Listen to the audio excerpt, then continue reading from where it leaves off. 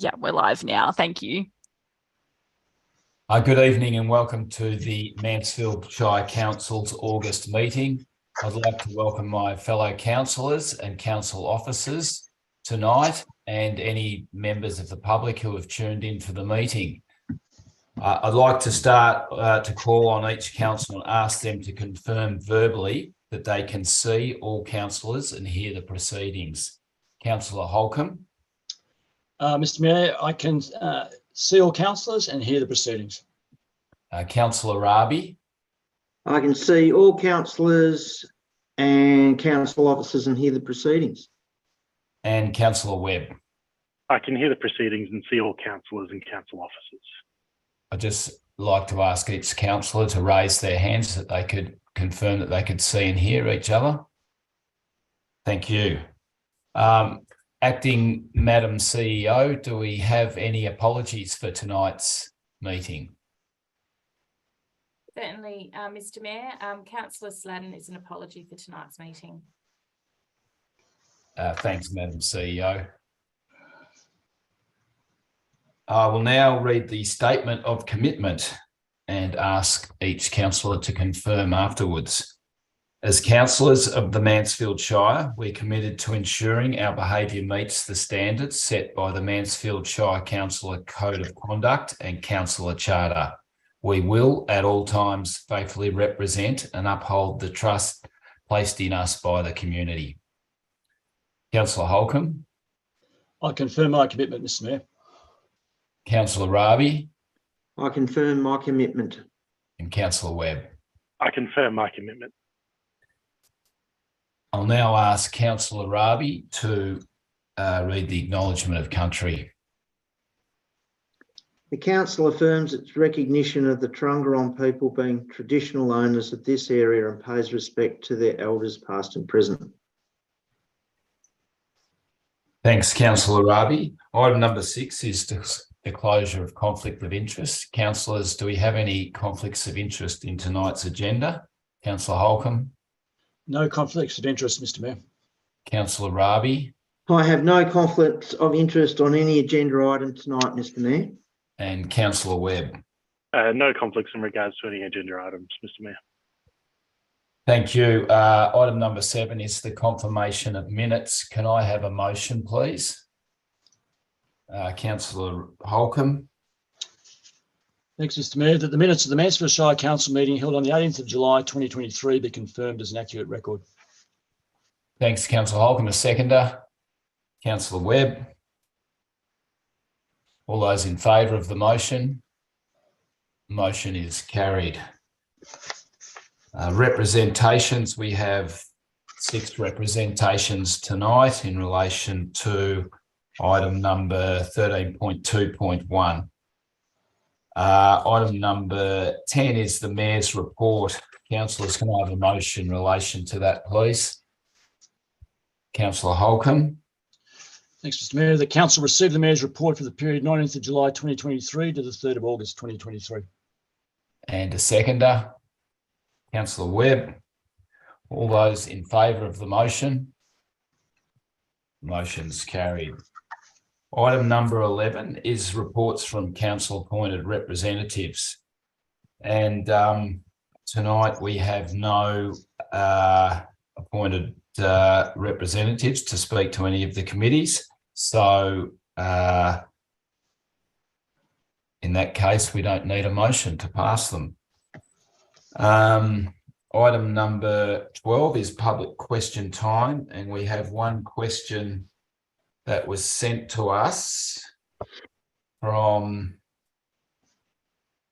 Council Watch, and their question was, can council please advise the dollar amount of cost shifting from state government they estimate they incurred in the 22-23 financial year?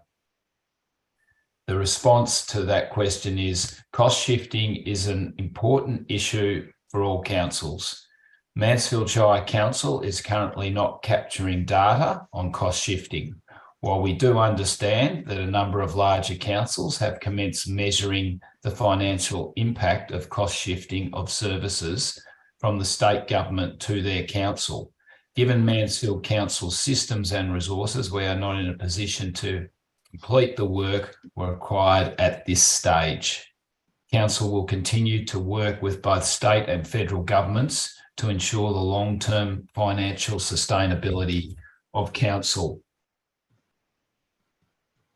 So thank you to all those from Council Watch who are watching tonight.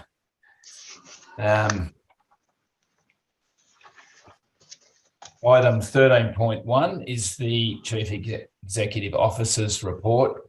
Councillors, do we have any questions in relation to the CEO's report? Councillor Webb. Just a couple of comments. Firstly, you've mentioned in your report tonight, Mr. Mayor, but good to see Jamison collecting bronze for the Top Tiny Town Award, and seeing that in the CEO's report is just excellent. And I also enjoyed the field service report as well. Good to see some good pictures in there of the work that was being done, and a bit of more of a comprehensive report as to what's happening out in the field. I think it helps us when we get asked questions, so I really appreciate that. Is the amount of planning applications that have come through, that seems awfully high, is that right? Have maintained, as we have last year, a high level of new applications. The team have worked incredibly hard this last month, and they actually issued more than we received, which is really, really great work. But yeah, they certainly are receiving a lot of applications, and they're working very hard to service them all. Okay, no worries, thank you. Any other questions around the CEO's report, councillors? No, in that case, can I have a motion, please? Councillor Ravi. Yeah, I'd like to move that the council receive and note the Chief Executive Officer's report for the period of 19th of July 2023 to the 9th of August 2023. Thanks, Councillor Ravi. A seconder. Councillor Holcomb. All those in favour of the motion? Motion's carried. All right, item number 13.2.1 is planning application for Lot 1, 229 Paps Lane, Mansfield. We have 6 deputations to this application. Do we have Miss Embling coming in?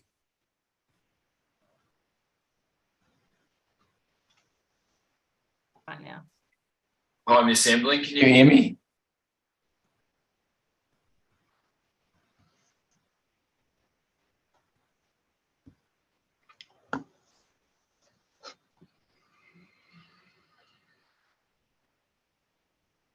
Miss Embling, are you there?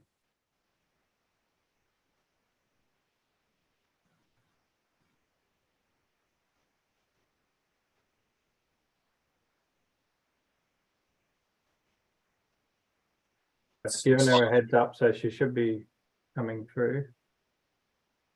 Yeah. All right. Well, as we wait, why don't we get the first deputation in, and that is Mr. Hemlin Martin. Mr. Martin, can you hear me? Why don't we, Mr. Martin? Oh, there you are. Yeah, I can, Mr. Mayor. Thank you. Yep, can see you and can hear you now, Mr. Martin. Welcome to the Mansfield Shire Council August meeting, and you're going to speak to the Paps Lane development item.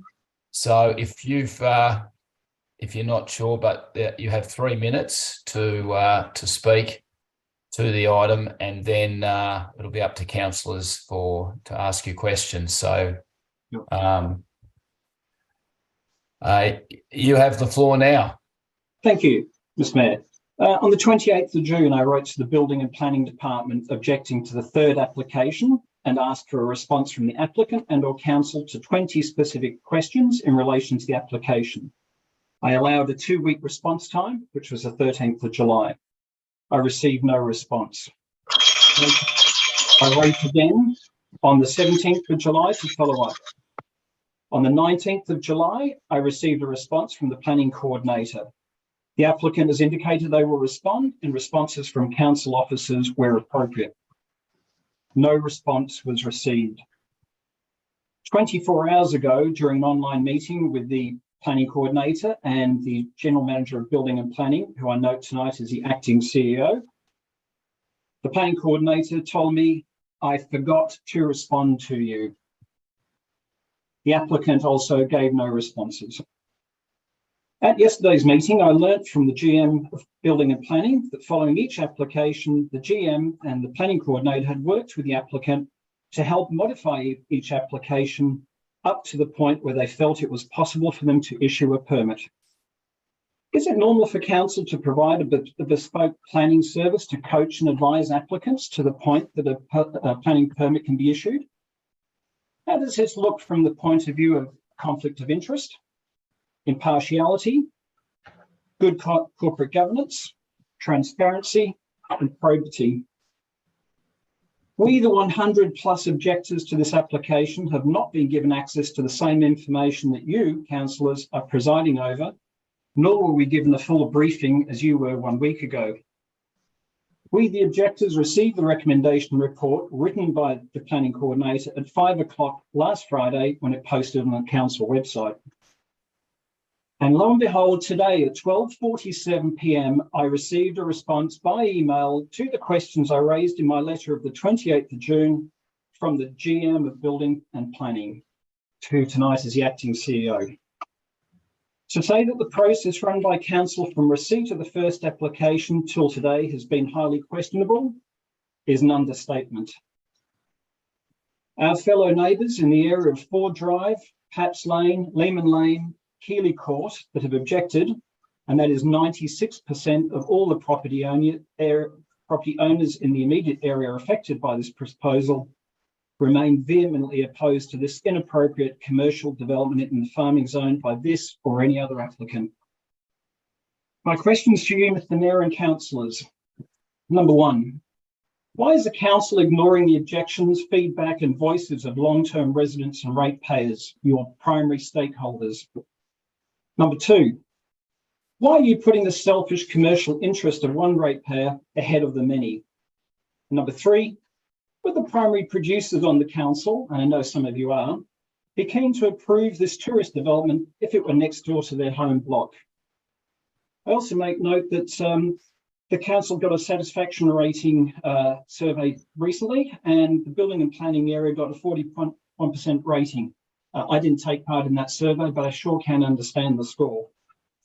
I also note on your footers now with your emails, it says it's your shire and we're listening. However, you're not responding. Have your say and stay up to date with what matters. Yeah, well, that would be nice. It also says share, connect and engage. We've shared a lot of information. Unfortunately, it hasn't been shared back and we're not getting much engagement. Thank you. Thanks, Mr. Martin, for your deputation. Councillors, do we have any questions for Mr. Martin?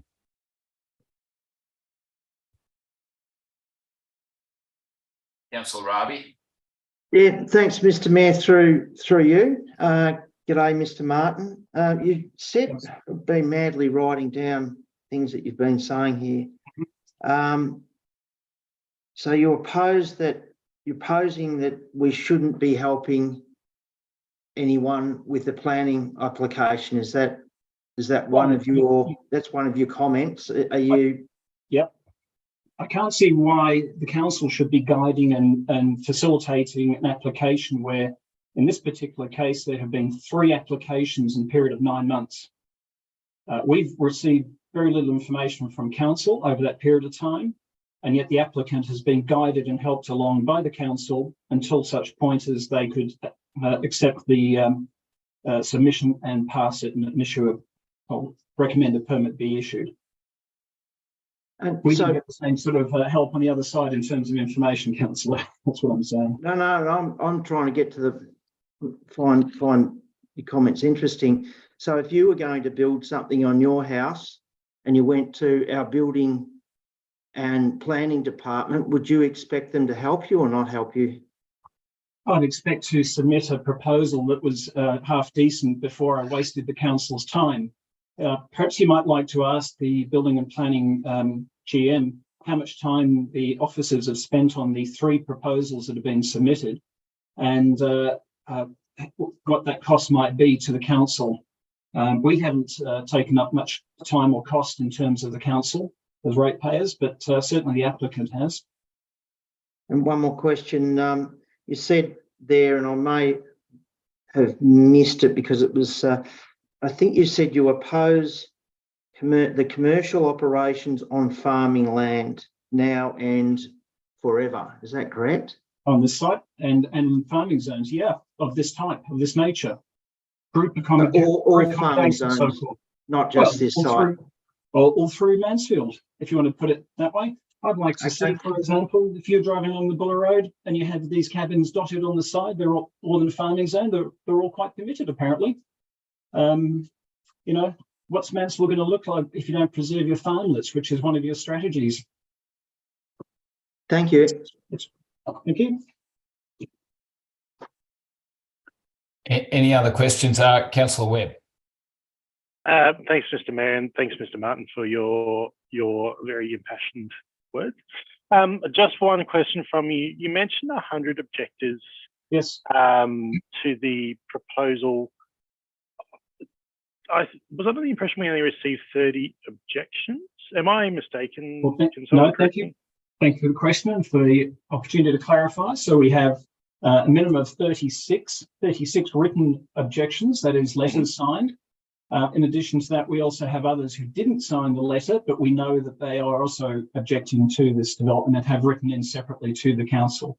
So we know. So if you take the 36 letters, each of those, the property owners in most cases have 2 people who live or joint owners. There's 72 for a start, and we know that there are others on top of that, which takes us up to about 100. Right. Okay. Thank you. That's fine. No problem. Thank you.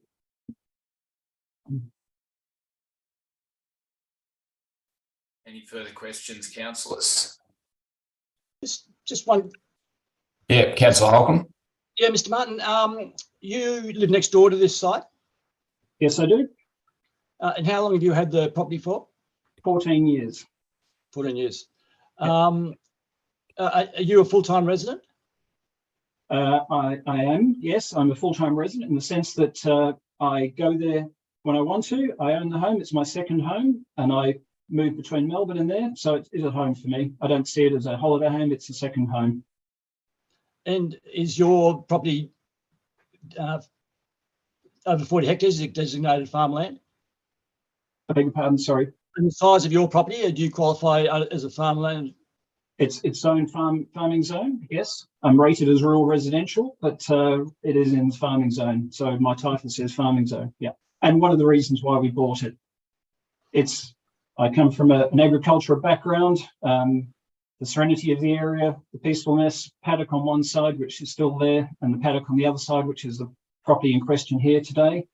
One of the appeals of the whole purchase was the fact that it wasn't suburbia, and we could have bought anywhere else in the state, including in Mornington Peninsula, Bellarine, Phillip Island. We didn't. We bought specifically in Mansfield for the rural amenity that property offers, and we still enjoy. Thank you. Thanks, Councillor Holcomb. Thanks very much, Mr. Martin, for your time. And we'll now call in the next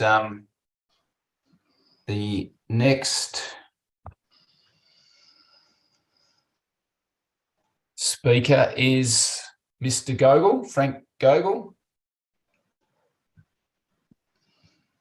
Mr. Gogol, can you hear me? Gotcha. Welcome, Mr. Gogol. I can hear you, but I can't see you. Are you able to? Yep, just bear with me. Camera on.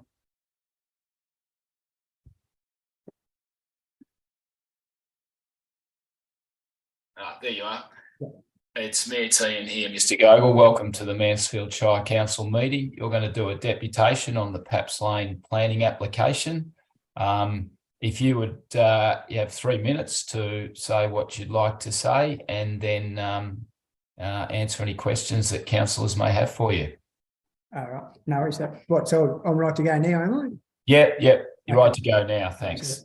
I guess firstly, thanks for the opportunity to talk. I know I did speak at the first one, but a lot of you guys weren't there then. So also I'd like to say thanks for giving the rest of our community a chance to have a look at the application after the initial application was sort of stuffed up a bit on the website and only gave us a day to look at it. I just want to say thanks for that, because we've seen a large response from the rest of the community now, putting their objections in for this as well. So just wanted to have the opportunity as well just to go through my points from last time, being still the zoning issue, being farming, zoned as farming. I didn't think that would allow such a proposal with multi-dwellings for a commercial purpose, and also the I guess the whole idea of a commercial project on Paps Lane Ford Drive. We've been local to that community within our family for 40 years. The attraction to the place is the quietness. We don't have the caravan parks. We don't have the rental properties on our side of the lake, I guess you'd say. And I think it's fair to say from the response from the rest of the community or the rest of the street, that's the way that we like it. The community's always been very strong for things like fighting for the bitumen on Paps Lane and stopping the quarry that was proposed at one stage on our side of the hill as well. We've got a strong community that enjoy that area and enjoy the peace in that area. So that's all that I just wanted to reiterate and say. It's not the fact that there's a house being built there. It's more that the commercial nature and the opportunity for anyone else in the street to do the same if we don't act on this now. Thanks very much, Mr. Gogel. Councillors, do we have any questions?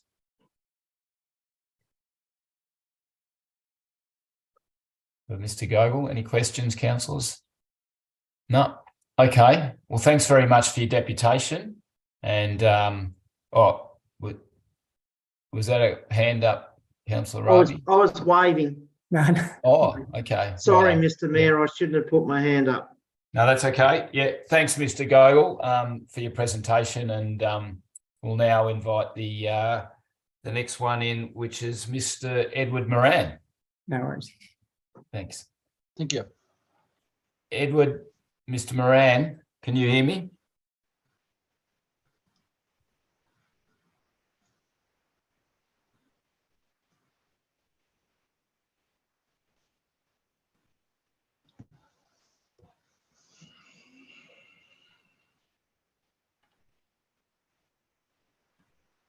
Mr. Moran, are you able to hear me?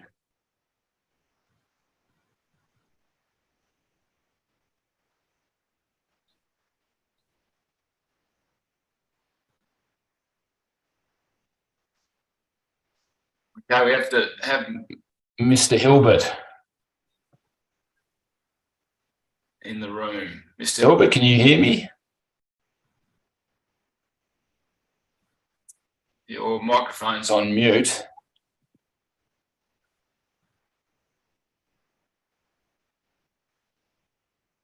Mr. Hilbert.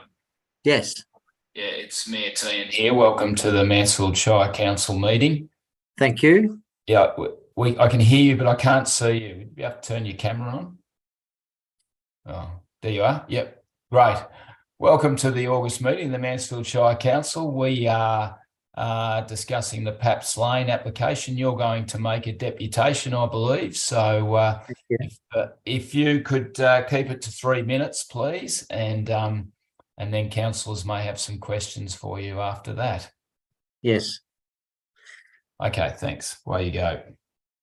Well, look, thank you for allowing me to address the meeting tonight. I am surprised that the advice that we've received is that the application may be approved because the zoning is not important. And so I don't want to go down and talk about the zoning argument. I would like to talk about the desires and opinions of the local residents being numerous in I believe the 30s of numbers. And I think that's a strong voice from the people of Paps Lane and Ford Drive to say that this is an inappropriate development of the site for the purposes of the area, in that all the other residents of the area are local people who do not run their businesses necessarily of this nature from their properties. So I think this unusual use of this property is objectionable on the grounds that it is not consistent with local residents' feelings and desires for the use of the area. And that's really all I want to say. I want to appeal to the councillors to allow the local people to have that voice and to understand that 30 odd people do not want this development to go ahead. So I don't really need to have any more argument on that. That's the purpose of me wanting to address the meeting tonight. Okay, thanks very much, Mr. Hilbert. Councillors, do we have any questions for Mr. Hilbert? I'd just like to add to that my property is directly opposite the proposed site. Oh, Councillor Yes. Ryan. yeah, through you, Mr. Mayor. Thanks, Mr. Hilbert, for coming along. Which house directly opposite? Are you the one on the new house way up on the hill, or the one closest? I'm closest to the site with the olive trees in the front yard. Yeah, okay. Yeah, I went out there today and had a look at that. So you wouldn't actually, your house looks over the lake, doesn't it? Rather than looking back onto the proposed site. No, I look right over the proposed site. Okay. My front windows look directly over this block. Right. Yes, and you're quite correct. It looks to the lake, but that's the view I get. I'm concerned about all the other things that the other residents have mentioned: motorbikes, excess noise, excess number of people on site, and so on. But I thought I'd leave that to the other people who are going to address the meeting tonight. My main point is that there are 30 odd people who have said they don't want this development of this nature. Yeah. Thank you very much for attending. And that's the end of my question, Mr. Mayor. Thank you. Thanks, Councillor Abbey. Any other questions, councillors? No, okay. Thanks very much, Mr. Hilbert, for your presentation this evening. Am I able to stay at the meeting? You are. You just have to take your camera and microphone off. Yeah. Camera and microphone. Yep.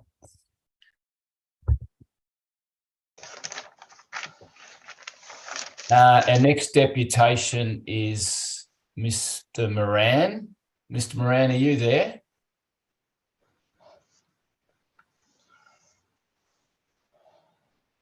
I can see you there, Mr. Moran, but for some reason I'm not hearing you or seeing you.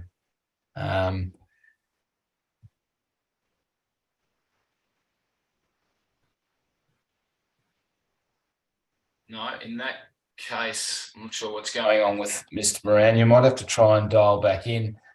Do we have Miss Belinda Baldo?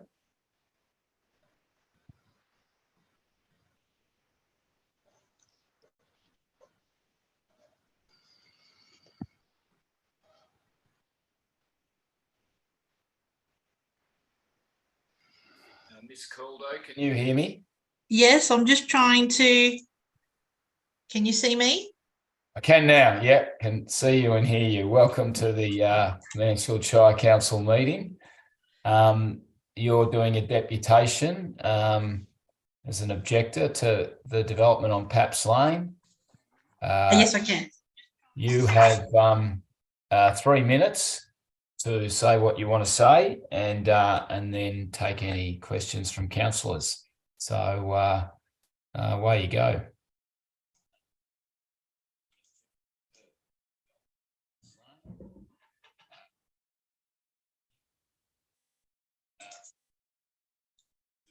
Did you hear that, Miss Caldo?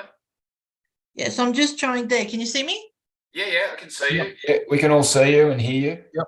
Okay, sorry, I had you up twice. I'm not sure how that happened. So I was getting feedback. Oh, so yep. Okay, so did you hear about the 3 minutes? Yes. Yep. Yes. Okay. Yes. Way you Yep. go. Yep. All right. Well, thank you, Mayor and councillors. And I agree totally with Mr. Martin, Mr. Gogol and Mr. Hilbert's submissions so far. I agree with what they've already said. I live above the next property along from Mr. Hilbert.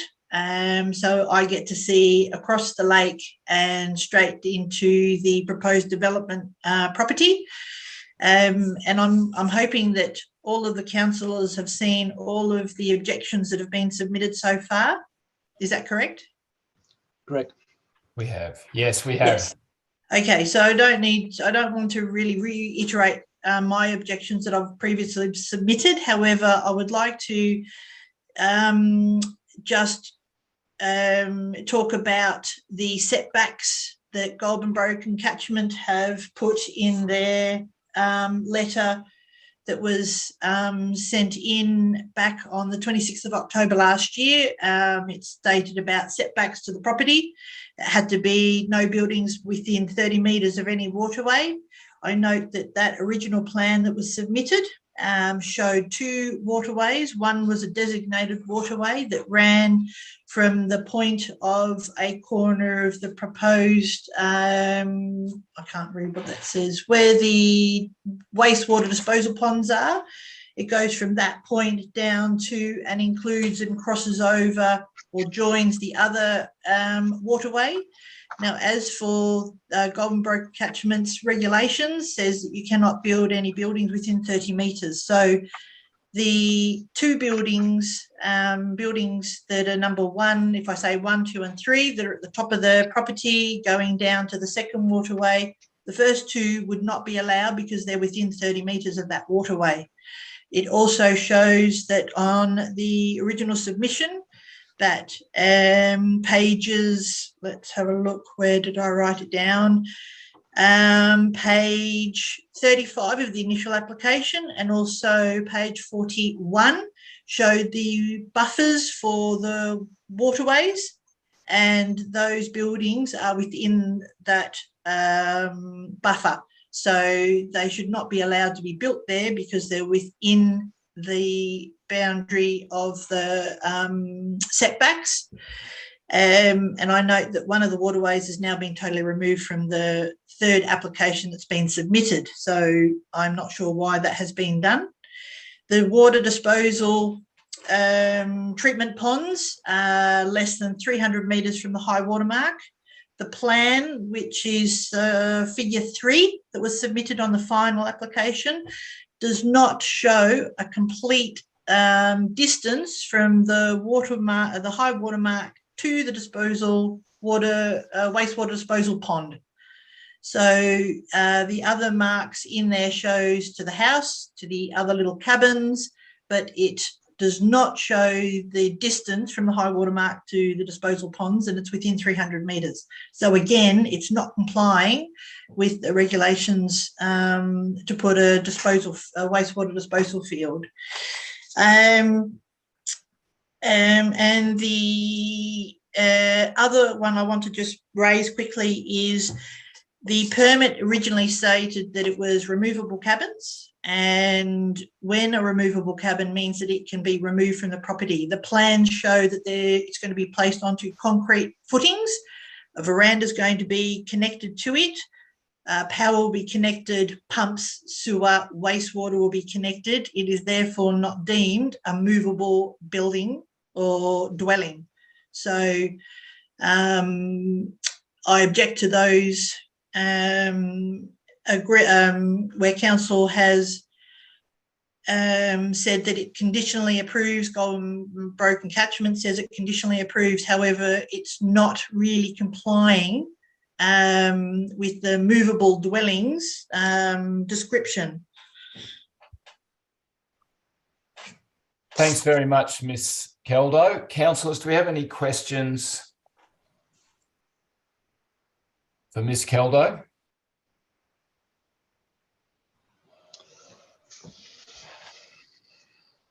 Yeah, sorry. So I've just got one question, and Ms. Caldo, thank you for coming along.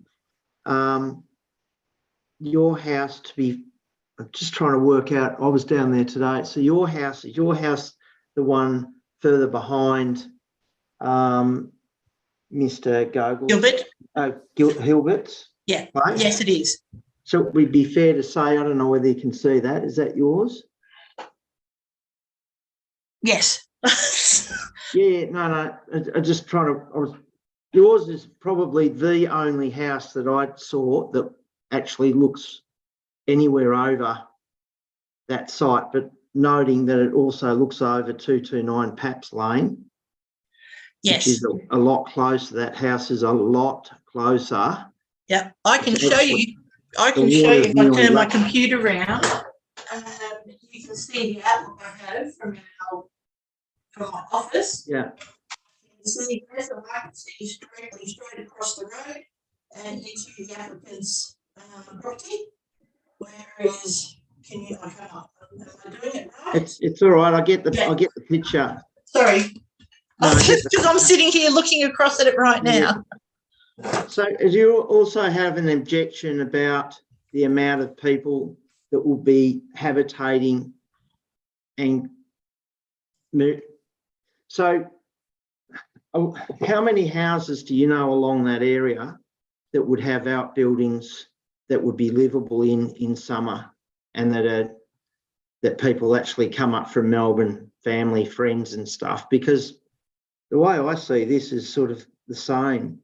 I'm wondering why you want to stop this proposal with that description, that it's going to impinge on the area, more people, and all you guys are downstream from the road to Mansfield. You see what do you mean by downstream? These people that would be visiting that property wouldn't be driving past your house. Oh, they certainly would have the opportunity to drive past. It is a dead end street, and as we know, people like to wander and look around.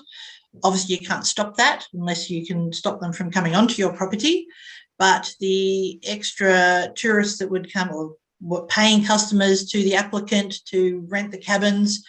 I know that in one of his original submission had said that he would monitor them. He would make sure they wouldn't have fires outside, bushfires, that he wouldn't allow them to have unregistered motorbikes. However, he would have to be on site all the time when people were there.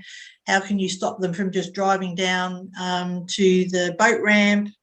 He had said that they would not leave their car and trailer down there. How can you stop someone doing that? You can't stop someone to do that, you know what I mean? So they're going to now use, obviously we have already people that come down and use the boat ramp because it's now a public boat ramp after we all put in to seal the road. And there's just going to be a big influx of people coming in and down there, and it's bad enough now trying to launch our own boat at the public ramp, and so, you know, there's just going to be a lot more people down there, a lot more noise, and I'm also concerned about the disposal ponds and the smell, the treatment. And, you know, we've been here, 28, 29 years. We've totally enjoyed the peace and quiet. As I said, it's a dead-end street. And I agree with what the other fellas have said, Mr. Martin, Mr. Gogol, Mr. Hilbert, about the peace and quiet. And that, you know, there's a lot of objectors down this street saying we don't want this sort of commercial enterprise here, and what's it going to stop to open his doors to have other people want to do it, or he might want to expand on it.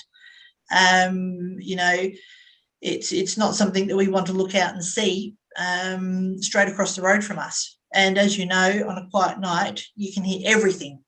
The wind, everyone hears the noise, and this is a quiet location. Thanks, Mr. Mayor. No more questions. Thanks, Mr. Caldo. Thanks, Mr. Rabi. Further questions, councillors? Councillor Holcomb. Thanks, Mr. Mayor. Good evening, Ms. Calder, and thanks for your words. Just with respect to the what you said about the cabins, the initial permit that you saw had removable cabins, and the current cabins are not removable. Have you had any, and you said you've raised the concerns, have you had any response to those concerns about the removable cabins? No.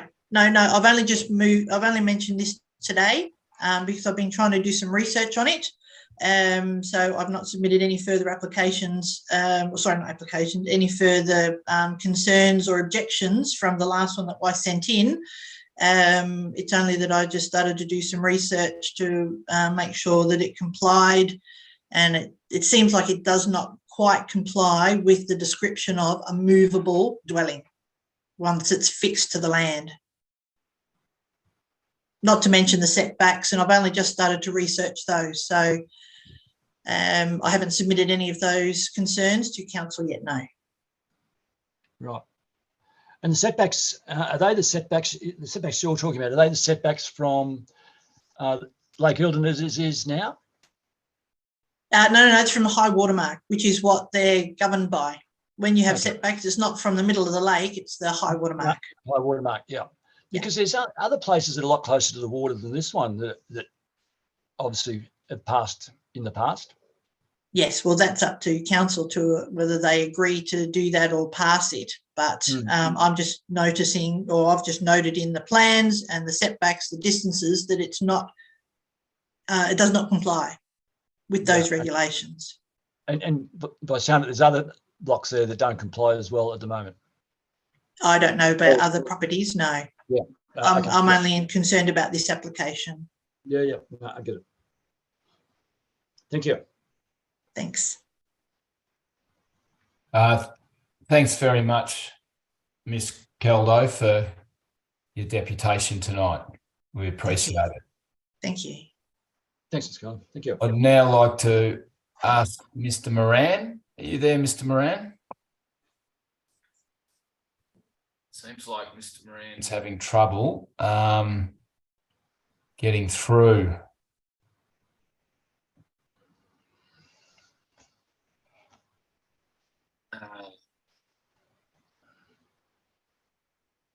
Chelsea, do you know whether he's been in the room and out a few times? He hasn't been in and out. I've just taken him out and I'm trying to join him again in hope that might help. But it's just saying joining, but it's not actually bringing him in. Right. Okay. Yeah. Oh, we better move along then, and because I see Mr. Leggett's here. Mr. Leggett, are you able to switch on your camera and mic?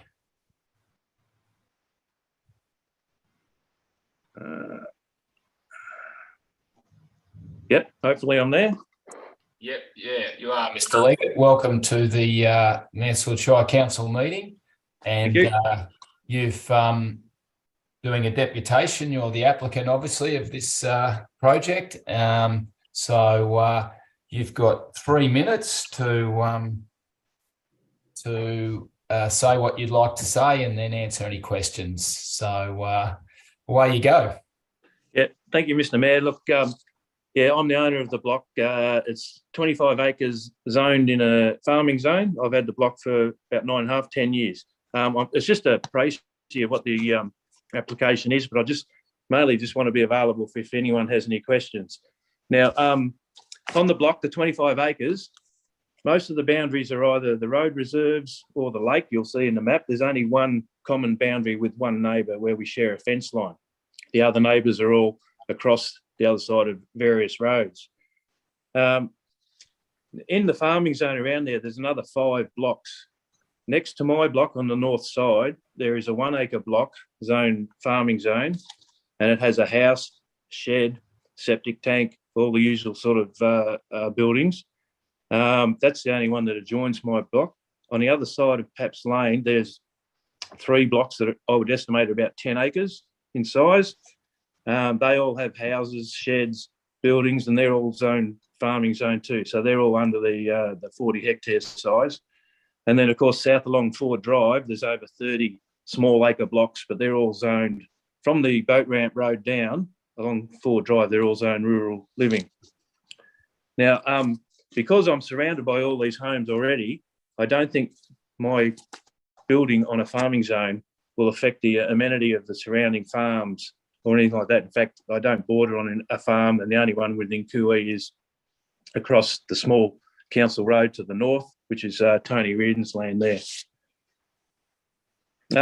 Just to reiterate, all the government departments have seen the plans, and the plans have been adjusted or conditions have been attached to the permit accordingly. So all the government departments have approved these plans. The plans have been changed along the way with the guidance of the planning department to take into consideration the objections submitted by neighbours. Originally, the cabins were spread well all across the block, and we've condensed those cabins down into one little area, which is right near the house. So there's only really one about 2 acre, 3 acre area of the whole block that is going to be built on. The rest of it will still be a rural sort of look, and that's to address concerns brought up by the neighbours. And I just, as far as short stays go, as far as the holiday accommodation goes, I was listening to the council meeting a couple of months ago when they approved, I think it was nearly 20 units at Delatite Winery. Similar things, there'll be holiday stay units zoned in a farming zone. So obviously there's a precedence there. A lot of the objections were just signatures on it, like a mass-produced pro forma that was handed out to all the residents down Fords Drive. But I appreciate those who were concerned enough to come on board tonight to just have their say. And most objections are to do with the commercial enterprise, the 3 holiday units for the short-term accommodation. There are examples of existing and past commercial enterprises in the area. Across the road, the neighbour has approximately an acre of olive trees. Whether that's a commercial development, I guess that's a lot of olives for self-use. There's a quarry was located for years just up Paps Lane and operated up there. That was a commercial enterprise.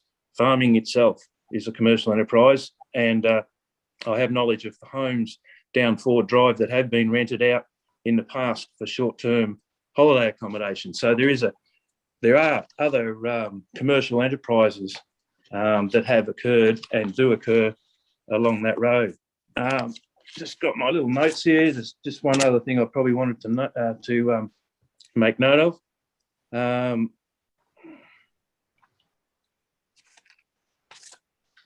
No, I think I've pretty much covered that. Yeah, no. So I'm just open to any questions that people might have or any clarifications that I might be able to help with.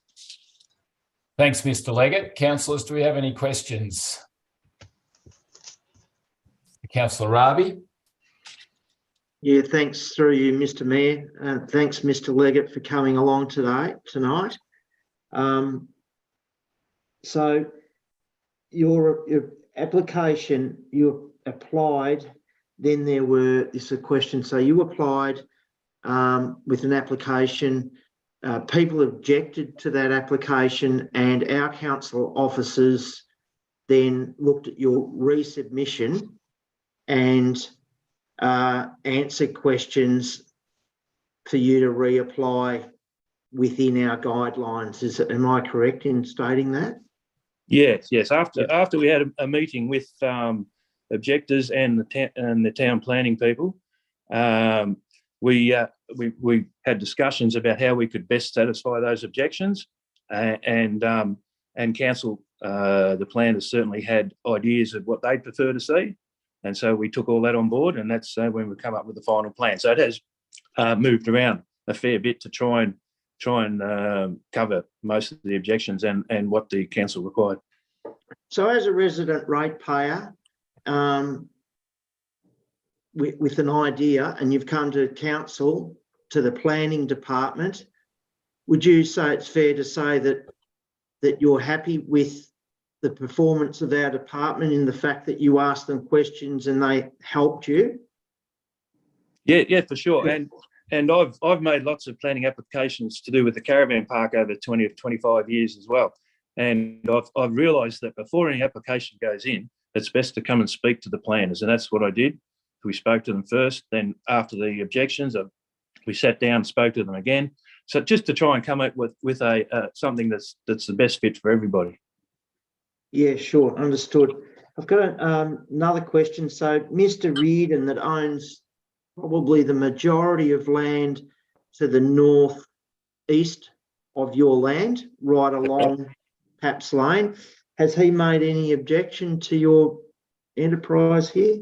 No, I've actually spoken to Tony on a couple of occasions. I actually approached him about it to say, look, would this be of any effect to you? And he has no objection whatsoever. He said, look, good luck. I'm happy for you to do it. But he hasn't put anything in writing to say that.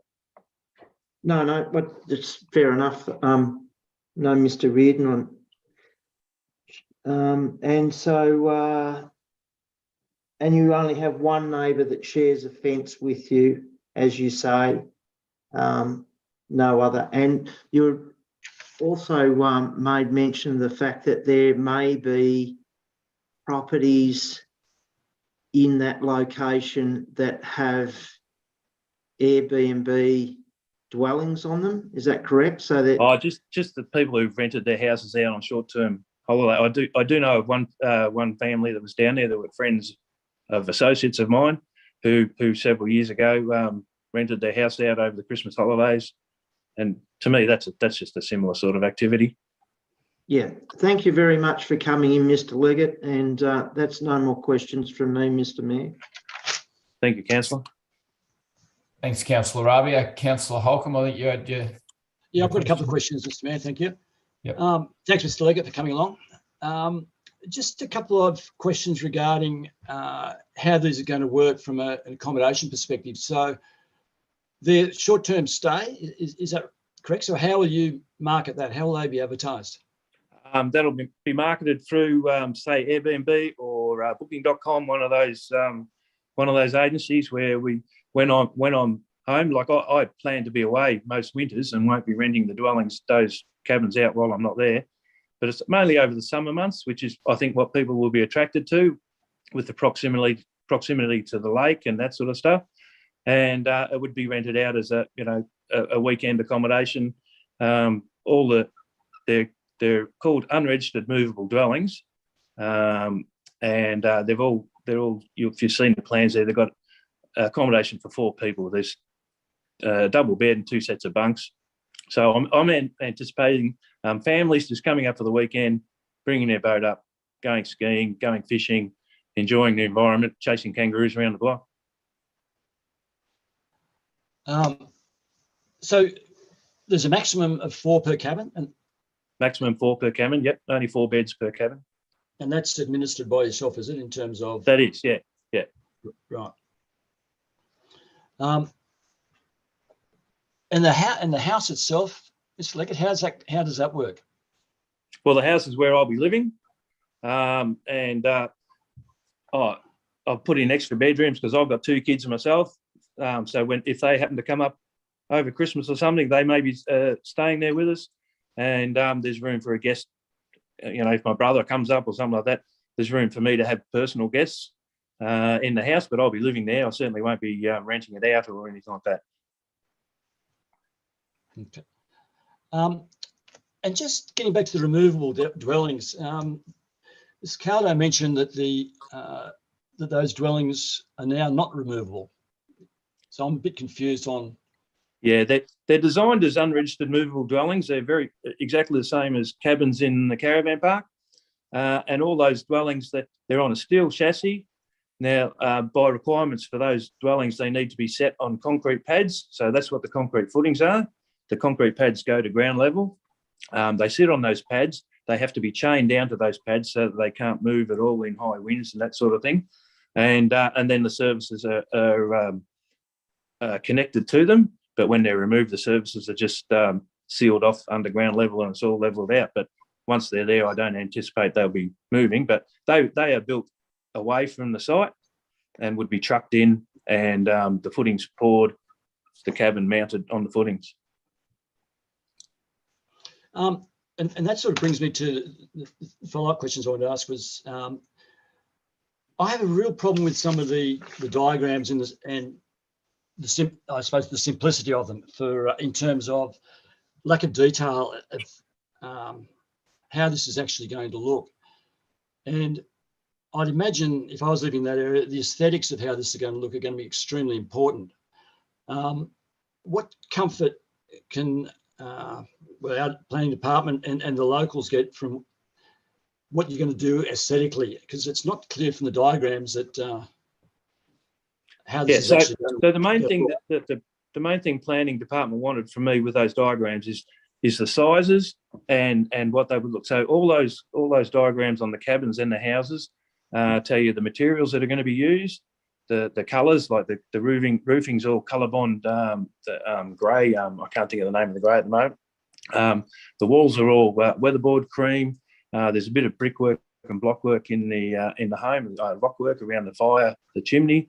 So before they're built, proper building plans would have to be drawn up, but the size and the appearance of those cabins would not change. It's just proper plans that have to be drawn up so a builder could build them, or a cabin manufacturer could manufacture the holiday units.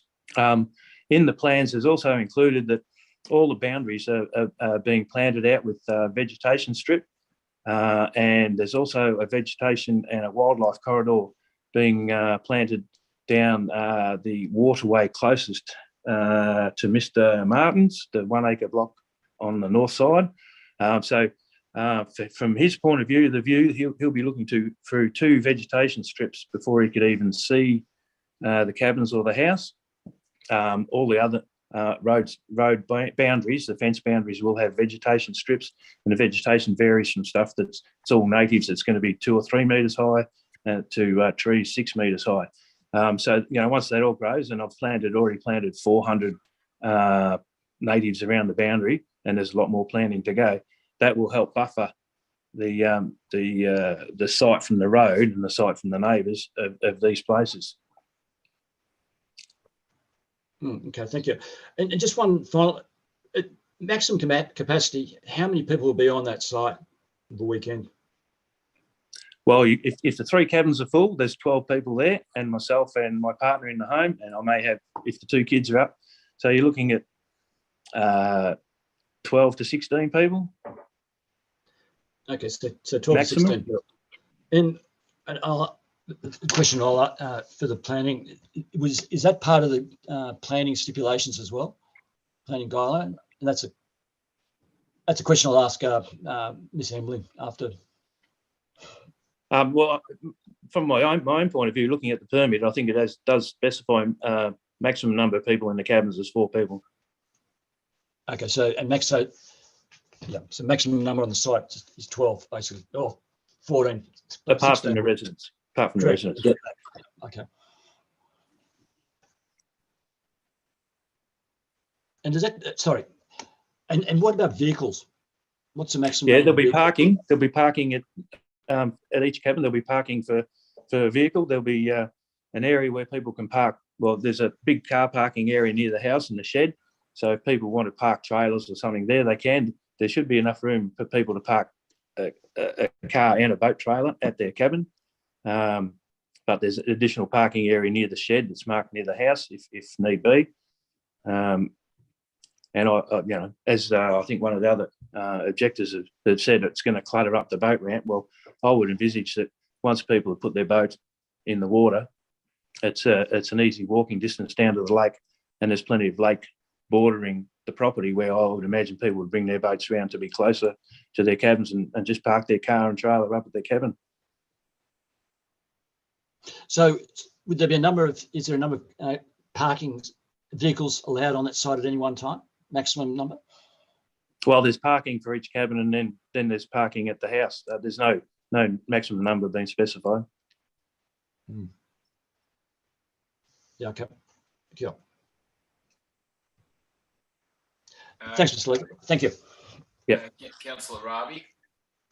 Thanks through you, Mr. Mayor. Thanks, Mr. Leggett. One more question, because you did mention that people would be using boats summer and chasing kangaroos around the property. Do you want to elaborate? Well, put it this way. Some objectors have said that they may have a problem with motorbikes. I don't know whether you've heard of that, but I don't want to tell you what to do or can't do on your land. But if you're going to have 3-4 cabins and 4 kids' motorbikes running around all day, that might pose a problem. So would you consider putting something into our planning approval process to say that wouldn't happen for the amenity?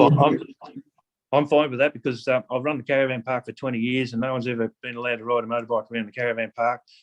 We have noise restrictions after 10 o'clock. You can't have loud music blaring or like that. We have restrictions on fires in the summer period and that sort of stuff. You know, so I'm happy for those to be included, because my personal thing is that those things won't be allowed. So if you would like to have that included in the permit, that's fine by me, because that'll be part of the operational sort of guidelines for the place anyway. Yeah, definitely no motorbikes. Yeah. It may give people comfort. Thanks very much, Mr. Leggett. Thank you. Councillor Webb. Thanks, Mr. Mayor. Thanks for your words as well, Mr. Leggett. A couple of questions for you. The land is on farming zone. To your knowledge, do you know if this piece of land has ever been farmed or anything? Look, that question came up, and to mine, I've been around this area for 33 years, and I've never seen it being used for farming. There is, there's some star pickets where someone's probably had a horse in a separate area, there was about a 1 acre area that looked like it might have got penned off for a horse at some point, but there is no permanent water on the site. The only permanent water is the lake, and there's about a 700 metre frontage along the lake because of the irregular shape. And I cannot see anything that shows me that has ever been fenced along the lake. So if there was stock there and the water was down, they would have been able to wander wherever they wanted. So I can't see anything that shows me that property is being used for farming or grazing of animals. Okay, and you mentioned Mr. Reardon. He's a farmer as well in the area. Is there any other sort of farming operations next to your property happening that you know of? No. Well, on the north side, there's a road that runs down to Mr. Martin's place. He's got that 1 acre just next to me. On the other side of the road, that road, which I think is about 400 metres, 300 metres, something like that, is Mr. Reardon's farm. However, on the other side of Paps Lane, that's all the 10 acre blocks that are on farming zones. The last of those blocks, I think we heard from the lady who owned it, next to her is the old quarry, and that runs for another 200 or 300 metres back up the hill, well up past my block. And then from there down along Ford Drive, there's it's all rural residential housing. So I can see the sides of the Paps, which would be the closest areas that I would know other than Mr. Reardon's that is maybe active farming. And I think Mr. Reardon actually either owns or leases most of those paddocks on the Pap side anyway. Okay. And one final question. What's the walk like from where the proposed cabins will be down to the lake's edge? How long does it take roughly, do you think? It's a 2-minute walk. If you're going that'd be the most direct. most direct way would be through your property, yeah? Yeah, straight down, sort of straight from the cabins straight down to the lake. There's a ridge line that actually follows all the way down when the water's high like it is now. Mhm. Yeah, it's not even a 2-minute walk. Okay, thank you, Mr. Leggett. Mr. Leggett, I've just got one question. We heard from the closest neighbour, Mr. Martin, and he was concerned about potential noise. I note that the closest cabin to him is 120. His boundary is 124 metres. But you talked about some landscaping. So what proposed landscaping do you have along the boundary between yourself and him? So on that boundary, right along Paps Lane, there's a vegetation, a 10-metre wide vegetation strip going in along there. I've already begun planting along there. They're sort of small to medium-sized natives. There's a power line runs along there, so under the power line I couldn't put things, bigger trees under it. And then further down where the road goes down to the boat ramp, there are larger trees and that planted along there. So that's all. That whole boundary line is going to be planted out. And as far as where the cabins are, there's vegetation strips between each of the cabins. One to give the cabins privacy, but it will also block the view. Part of the reason we moved the cabins over to that northern boundary and kept them all together close was because the way that Mr. Hilbert's house faces, he basically looks over the southern half of the block, and he looks. That's his direct view down to the lake. And the original proposal had 2 cabins in that section of my block, so we brought them over and condensed them all on the northern side. I would be very surprised if you could even see where that cabins are going to be once the vegetation strip's grown. But it also means that his direct view from the lake, there's no buildings. He has to basically look across sort of 45 degrees to the left, and the closest building would be my house and the shed, and then behind those would be the cabins. Okay, yeah, sorry, I mightn't have made myself clear enough. I was talking about Mr. Martin's house. Oh, Mr. Martin's. Okay, sorry, yeah, Mr. Martin. The boundary between yourself and him. Yeah. No, So the closest cabin is 124 metres. It is, yeah. And I noticed there's not a vegetation strip on this diagram on the east side of that closest cabin. So I would probably encourage you to perhaps put one there, but also along the boundary between yourself and him. What works are you going to do there to stop any noise and vision up to? Yeah, so basically, if you look at the plan prepared by Landcare, they've shown all the vegetation strips. So on the boundary, there's a 10-metre vegetation strip on the boundary, right, which would be just inside from Mr. Martin's shed. And then the waterway between him and the first cabin, there's a 30-metre fenced-off vegetation strip and wildlife corridor down that waterway. So there's actually 2 vegetation strips between him and that first cabin. And that's the only reason I didn't look at putting a vegetation strip on the north side of that last cabin, but that's something that I can easily do. That's not a problem. But there's these 2 vegetation strips already between our boundary fence and the first cabin. And they will be fenced off, will they?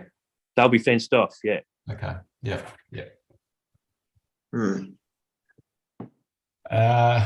Very good. Any more questions for Mr. Leggett, councillors? No? In that case, thanks very much for coming along and answering our questions, Mr. Leggett. I'll now, I think that's all the speakers we have tonight. So I'd now like to just throw over to Miss Embling. Welcome, Miss Embling, to the meeting. Thank you, Mr. Mayor. Did we need to check if Edward Moran was online again? I see him on screen potentially. Oh, okay. He's not on my screen. Oh, correction. Sorry, he is. There he is. Yep. Mr. Moran, are you able to hear or speak?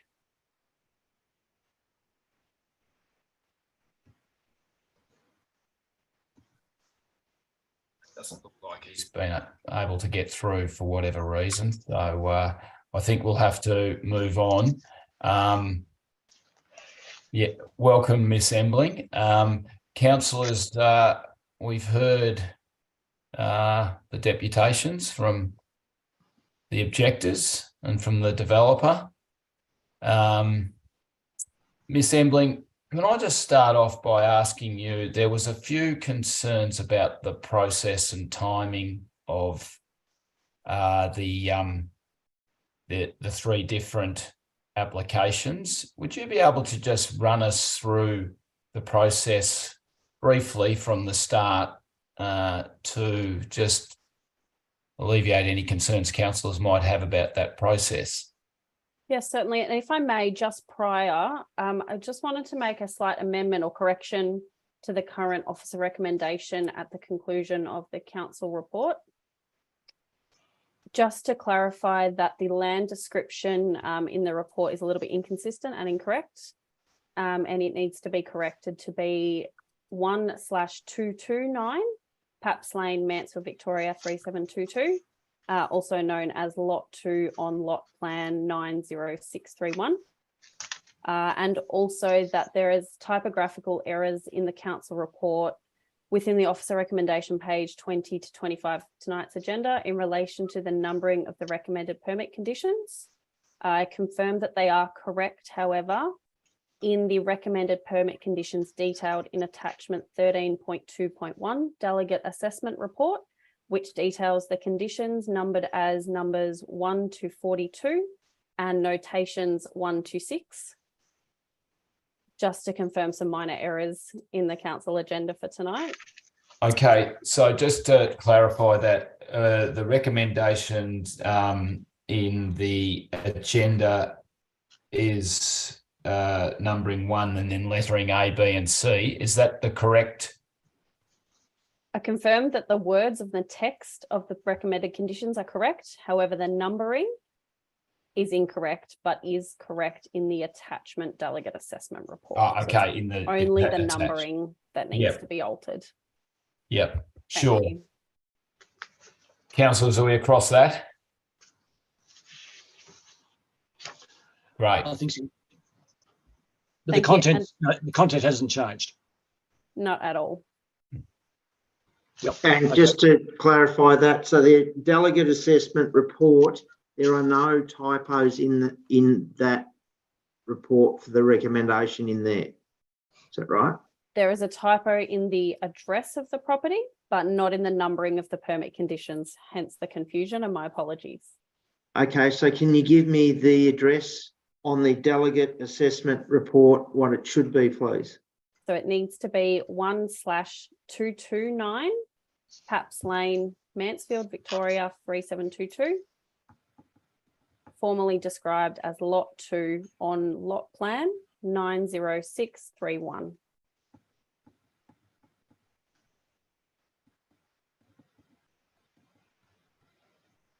Okay, great.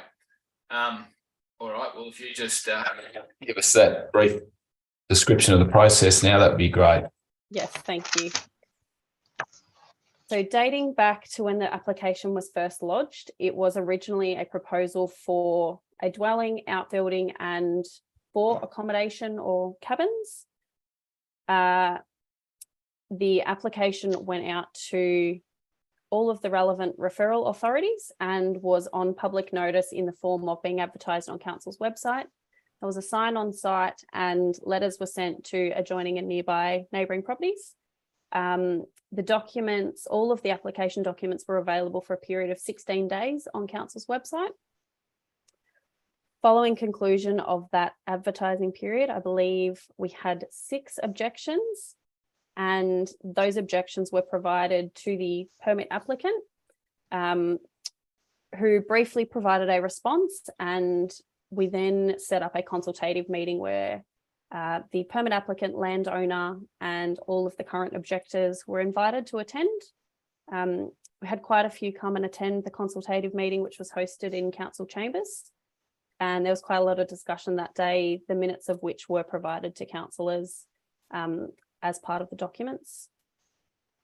Following that meeting, council planning staff met with the applicant and landowner to discuss council concerns with the application and to further discuss the current objections. That then led to the amended application, which reduced the number of cabins on the land from 4 down to 3 and relocated them into the current proposed location, so closest to the northern boundary on the property. A note, there were no changes to the dwelling or outbuilding as planned, but significant changes to the driveway access and much less impact to the waterways through the property. The amended application was sent out to all of the current objectors. They all received a copy of the amended plans, and then council received further submissions objecting to the proposal, and that number to date is currently 30 objections. All objectors to date have received a copy of the most current amended plans, which include the full suite of application documents. So the site plan, floor and elevation plans for the dwelling, shed and cabins, the environmental management plan. And I note that a copy of every objection has been provided to the councillors in an unredacted version. Since the objections have been received, they have all been provided to the permit applicant. And following their confirmation that they wish to proceed with the current application, the final officer assessment and delegate report was completed and being presented to council tonight.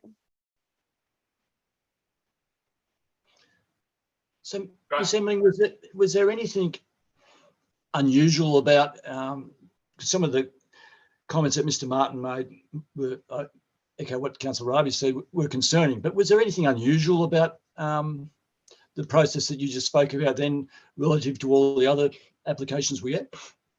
Thank you, through you, Mr. Mayor.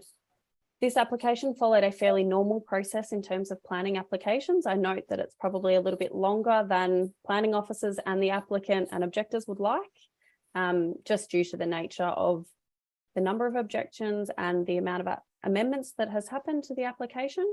But the process for an applicant to attempt to resolve some of the objections, address council concerns, is definitely a standard process that we encourage. And as such, I think it's evident in the plans that they have made an attempt to address all of the concerns, not only raised by council, but the objectors as well. And how would you, the term a conflict of interest was mentioned about dealings with the applicant, and how would you respond to that? Certainly, thank you, through you, Mr. Mayor. The process that planning officers went through to discuss the proposal with the applicant was following the consultative meeting where quite a lot of concerns were raised by objectors. Council as such also had a few concerns that were varying to what had been raised in the objections, specifically how the buildings were scattered across the whole property and occupying most of the land. Those concerns were raised with the applicant. At no time did any planning officers make recommendations for how the property should be laid out or how the application should be formed, but did give a really detailed description of what the concerns were in relation to the relevant planning policies. And the response by the applicant was the amended application documents and specifically the site layout. Now, I might also add, from a legislative perspective, the Planning and Environment Act at Section 4 sets out the objectives of planning in Victoria, of which one of them is for council to facilitate development in accordance with the other objectives. So we have an obligation under the Planning and Environment Act to work with all parties to facilitate an outcome that achieves the objectives of planning in Victoria. Thank you. Just, sorry, can I continue with questions or let Councillor turn? Yeah, go on. Councillor Holcomb, you're on a roll. Thank you. Just in very broad terms, is there anything, because it's been mentioned in some of the letters that we've read, the objections we've read, is there anything that's breaking the planning regulations or the Mansfield planning scheme requirements? Is there any violations there in any part of this recommendation? Thank you, through you, Mr. Mayor. The application is for a use and development, which is a Section 2 planning permit required. At no point have I witnessed anything come across the application that is prohibited or in breach of the planning scheme. A note that there were some concerns raised by objectors in relation to the setbacks of the wastewater and buildings from the waterways, and notably Lake Eildon. The application was referred to Goulburn Murray Water and Goulburn Broken Catchment Management Authority, who are the relevant water authorities in this area, who have both provided conditional consent on the basis that the application is able to meet the required setbacks, notably being the wastewater at 100 metre setback from Lake Eildon, with the wastewater field is actually able to provide reduced setbacks to 50% from waterways and drainage lines. So some of the waterways that protrude the site, it has been confirmed through the land capability assessment and the referral responses from the water authorities that this proposal meets all those relevant guidelines. And we do have suitable conditions included in the officer recommendation from those referral authorities. So sorry, Councillor, can I just jump in there just for once on that point? It talked about the minimum setback of 300 metres. I mean, maybe you could just explain on the map. It doesn't really highlight that is the case, because we don't have a measurement from the high water mark to the wastewater disposal field. As Ms. Keldo pointed out, there's one to the shed, there's one to the dwelling. So how can we be satisfied that it does meet the requirements? Yes, thank you. So the high water mark is shown on the submitted plans with the red dashed line. The setback requirements for a wastewater field to be from the high water mark of Lake Eildon is 100 metres, as confirmed by Goulburn Murray Water and the Goulburn Broken Catchment Management Authority.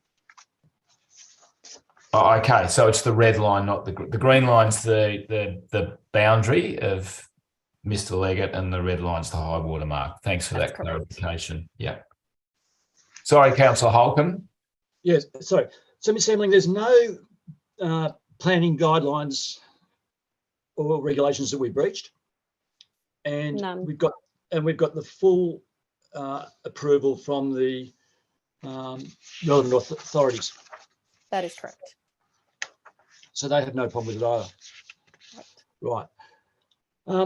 Just from the aesthetic point of view, just following up the question I asked of Mr. Leggett, how can we get assurance and comfort that the aesthetics of this are going to be in line with the rest of the area there, and it's not, doesn't look like, for want of a term, a caravan park or a mobile home park? How can we get assurances built into the recommendation that that won't occur? Certainly, through into the permit. Yes. Sorry. The submitted elevation plans for the cabins do note timber-based boards to cover the footings, which would wrap around the entire cabins 360 degrees. This addition was added after the consultative meeting and the meeting with council, as it was raised as concerns by the planning officers that the amenity of these cabins did need to reflect the current character of the area. So in response, they provided that all of the footings would be covered with baseboards, and the additional landscaping in between each cabin would provide some natural separation, and the visual buffers with the landscaping around the boundaries, which I note has been commenced on site as well. So who and how is that audited? So currently that's shown on the set of plans for the elevations. If a permit was to issue, those plans would be endorsed as part of the planning permit, which are then required to be complied with. And so is that checked, followed up with by council, or how's it in practice? How's it implemented? So planning permits are a legally binding document, and all their endorsed plans, effectively any inspection could determine whether or not they are compliant with those plans and permit conditions. Any inspection in any time frame? Yes, that's correct. Okay. Thank you. Sorry, I had another. That's my questions for the moment, Mr. Mayor. Thank you. Thanks, Councillor Holcomb. Councillor Webb. Thank you, Mr. Mayor. Ms. Emling, I just want to touch on the process that you mentioned earlier. You mentioned you had a meeting with the objectors and the developer at the time. The developer went away and did some work on the plan and resubmitted, and the result of that was even more objections. So I'm just trying to understand the changes that were made between those 2 points in time. Were they, you mentioned they were to address the objections. Did it address the initial objections and we got a whole new set of new objections after that? Or was it not sufficient enough to address the original objections? Or is it just finding, picking holes in arguments sort of thing? Thank you. Through you, Mr. Mayor. My apologies for not being a little bit clearer with my statement. So the meeting that was had with council officers post the mediation or consultative meeting with the objectors did raise significant amendments to the plans to address a lot of the concerns. Effectively, the additional objections were not a result of the amended plans as such, but more so that the community banded together in that local area. The additional objections that were received were not specifically related to the original plans versus the amended plans as such. Those objections received, in the most part, relate to the use of land for commercial enterprise rather than the layout of how those buildings were situated on the land. So whilst the amended plans didn't end in the withdrawal of any objections, effectively some of the points raised by the objectors were attempted to be addressed, but unfortunately those objectors weren't satisfied to the extent that they would be comfortable withdrawing their objection. Okay. And I guess asking your opinion, would there be any amendments possible that would satisfy the objectors in your view? Thank you. In my view, I would probably say no, given the nature of the objections relating to the use, that it is specific. Most of the objections are specific to how the use of land for short-term accommodation has been raised, that it's unlikely any amendment with the same proposed use would satisfy their concerns in general. Okay. And I guess stepping forward, we have a decision before us tonight.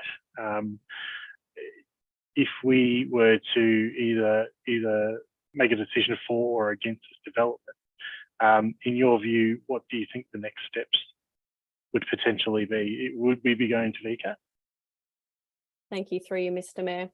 The options either way do allow for the relevant parties to make an appeal to VCAT. So if council determined to issue a notice of decision to grant a permit in line with the officer recommendation, then any one or more than one of the objectors would have appeal rights to VCAT and could lodge an appeal within the relevant timeframes. Also, if council determined to refuse to grant a permit, then the permit applicant would have appeal rights. So effectively that may be the outcome either way, but that decision lies with those relevant parties. Understood. Thank you, Ms. Edwin. No more questions.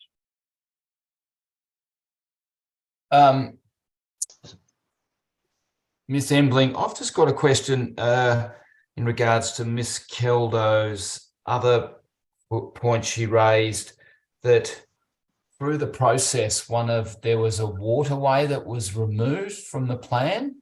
I can't believe that a waterway can just vanish. So is there an explanation for that? Yes, certainly. Thank you. And the short story is that effectively that waterway did vanish. It wasn't within the time period of this application, however. So the waterway that was originally shown on the plans does actually appear on council's mapping still as a historical waterway that used to run through the land. That waterway in recent years, and I unfortunately don't have the history to know exactly when that happened, but it was actually redirected from the west side of Paps Lane.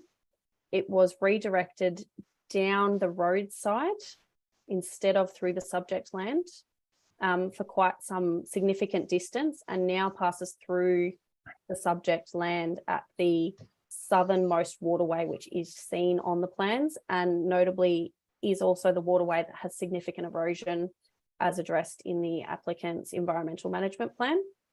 So that waterway that disappeared has actually disappeared from that land now, and the submitted land capability assessment has supported that, and both Goulburn Broken Catchment Management Authority and Goulburn Murray Water have confirmed that in writing for council.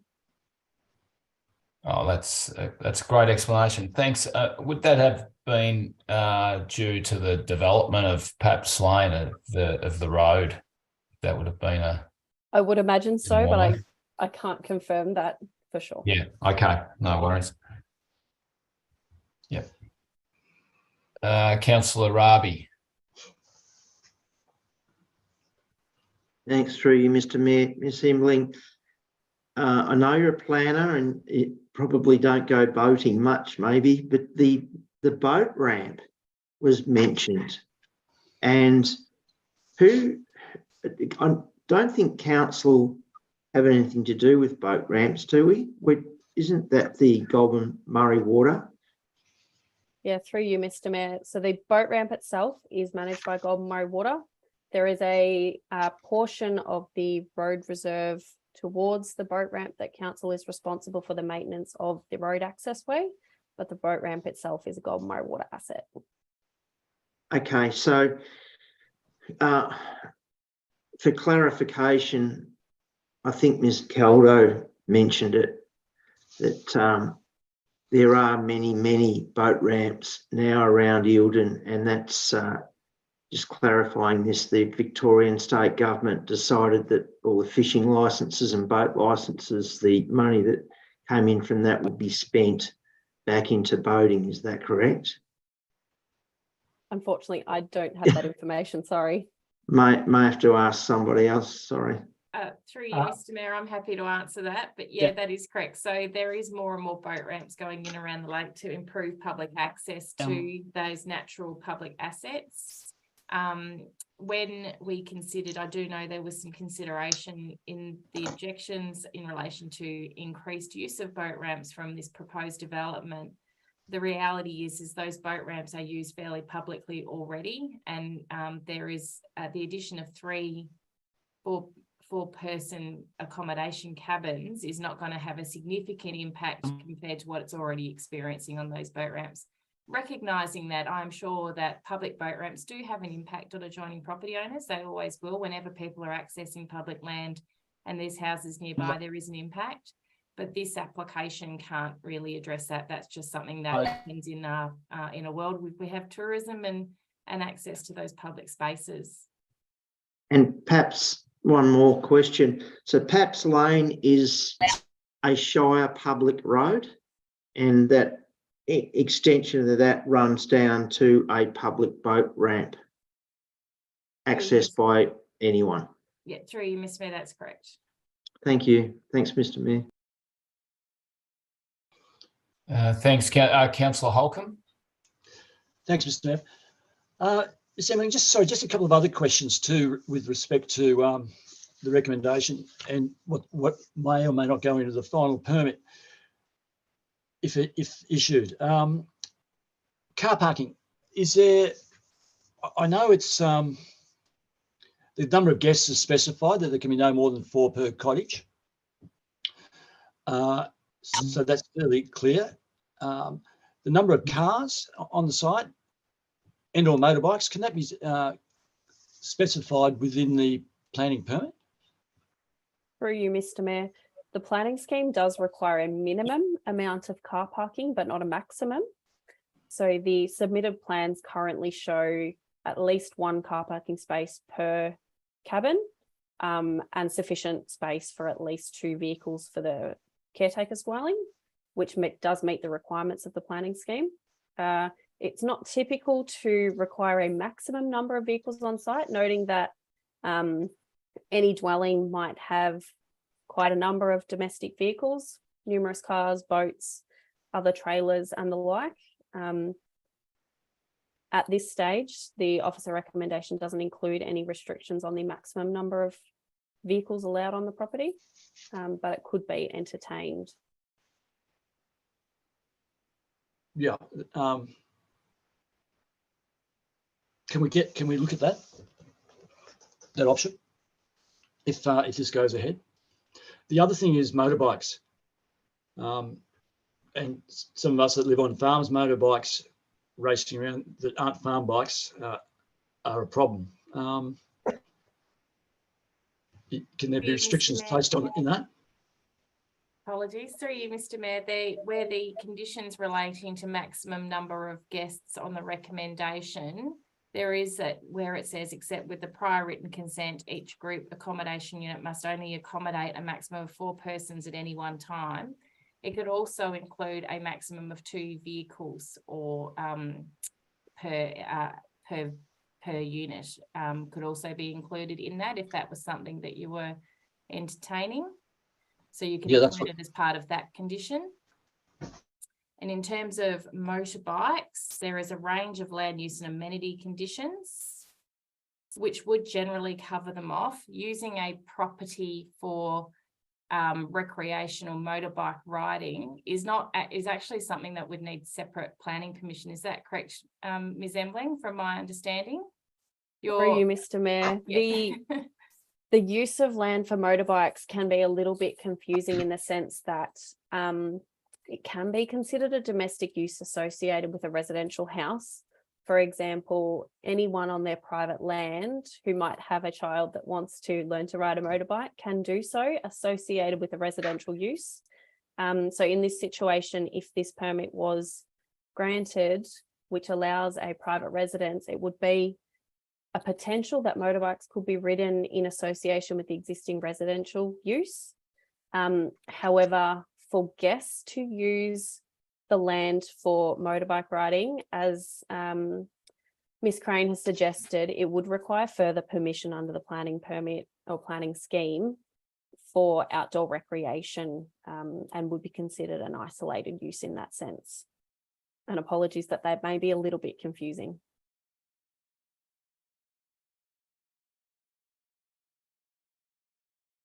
Councillor Holcomb, are you still with us?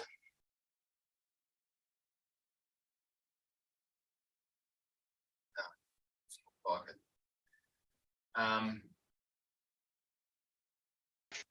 Councillors, do we have any other questions? Sorry, Mr. Mayor, I'm confused about the motorcycle riding because it's being a simple councillor as I am, I just need can it be put into this, or is it a separate issue with the local laws? Through you, Mr. Mayor.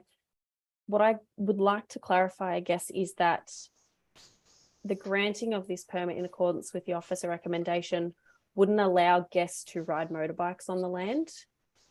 That would require additional permission or an additional planning permit. However, at this stage, we couldn't restrict the owners of a dwelling riding a motorbike for their own recreation or farming practices. Okay, got it. Yeah.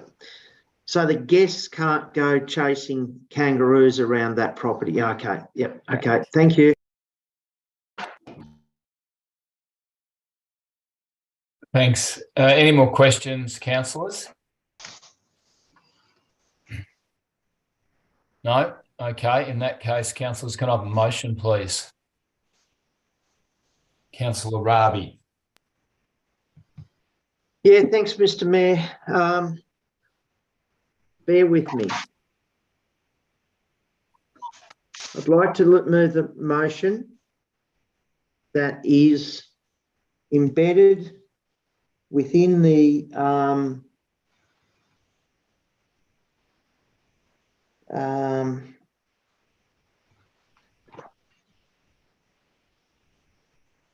Delegates assessment report is what you're looking for, is it?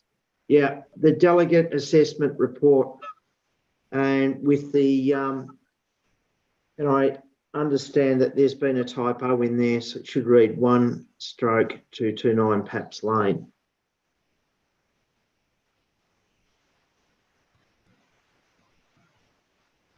Okay, that's in the delegates assessment report on, which is attached to the council agenda. Okay, yeah, so it's the officer's recommendation, notice of decision to grant a planning permit in the delegate assessments report on page. Sorry, I'm getting feedback from Mr. Moran, who should be. Well, he's been muted, so yep, okay, and that report is in the delegates assessment report, which is on pages 5 to yeah. Okay.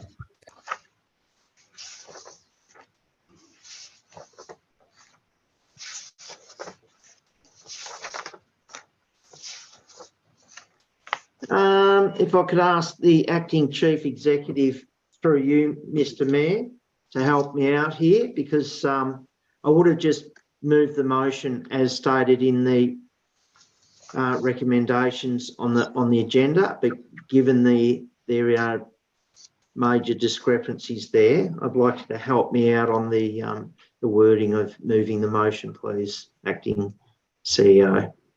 Certainly. Through you, Mr. Mayor, the way you could phrase the recommendation would be to issue the notice of decision to grant a permit in accordance with the the delegate report in attachment 3.2.1, pages number. There's a lot of pages, so just one moment and I'll get to the start of them.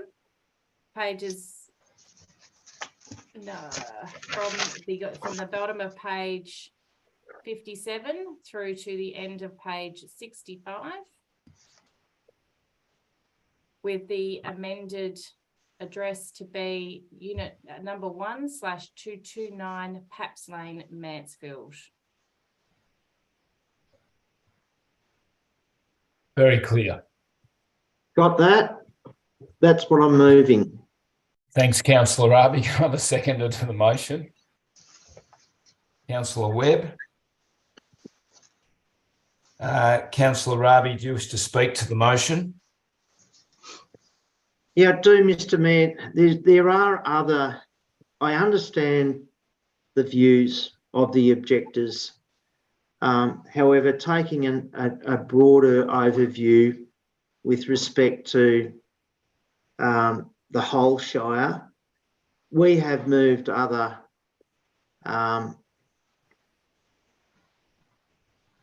developments like this in the last 3 years. I don't think this development is as large as the others we've done. I think that we have been very careful with Mr. Leggett to put in a lot of conditions on this permit I do note that the road and the boat ramp are open for public use, and anyone can go down there. And more people will be, I'd say. The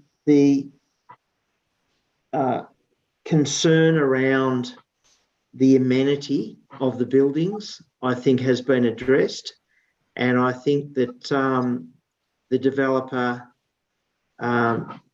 is quite aware that this is on our radar, and we will be looking at the development closely through the progression of the building. So I agree that some people may not understand that they don't get their way tonight. However, it is, I think, important to note that in my view, from what I saw, the developer was working very closely with our council officers. And may I say also, Mr. Mayor, that when I ran for council, one of the big problems with this Shire was that anyone that went to the planning department before we got in and changed it had massive problems. They could not get anything through. The planners would say, no, go away, come back when you've got something else. I'm delighted to see that our planning department is working with the people in our Shire. That's what I stood for, and I'm glad that it's happening. I'm disappointed that there's one person that doesn't think that that's the right thing to do. So I do take on board very seriously. I look at our planning officers. I have supreme confidence in them, and I take their decisions, their recommendations very seriously. Thank you very much, Mr. Mayor. Thanks, Councillor Rabi. Councillor Webb, do you wish to speak as seconder? Look, Councillor Rabi, I think covered all the main points I was going to bring up as well, very succinctly. This has not been an easy decision, this particular one. I think it's important to note the amount of time that we've spent debating and listening on this particular item tonight is a good indicator of that. And when we do have such a large amount of objections, the more time we can spend on it, the better. Again, I thank the planning department for spending the time with the developer to ensure that the developments are appropriate for our community and are in line with our planning scheme. These are really, really important things. And through this process, that's what's been achieved. I understand the concerns of the objectors.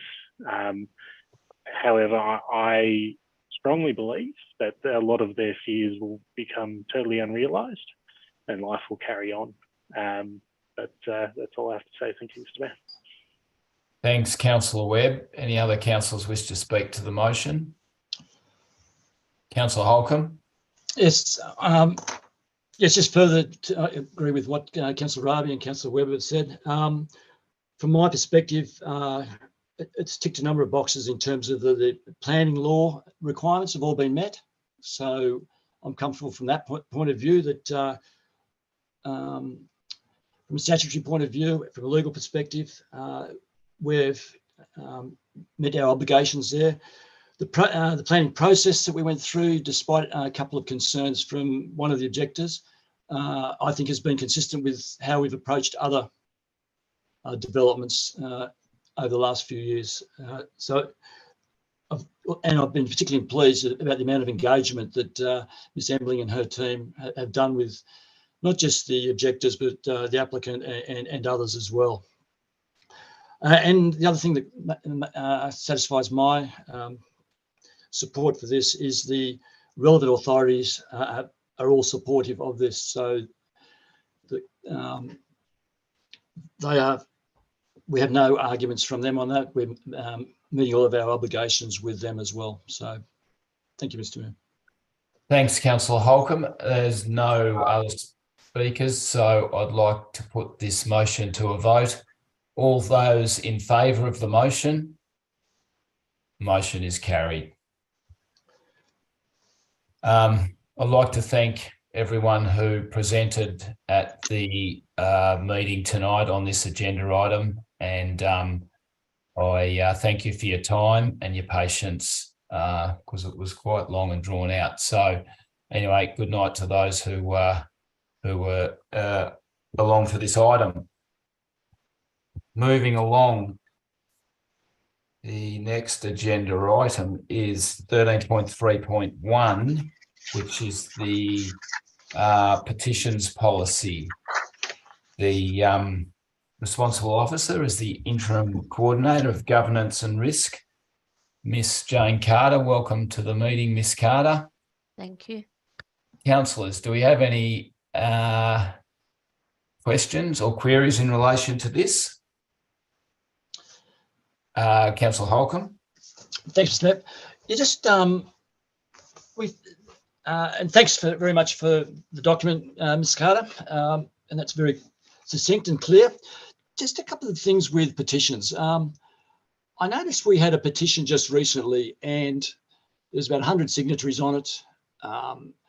There was a lot of addresses that weren't local addresses. A number of those addresses were overseas and clearly had nothing to do with what the petition was about in our shire. And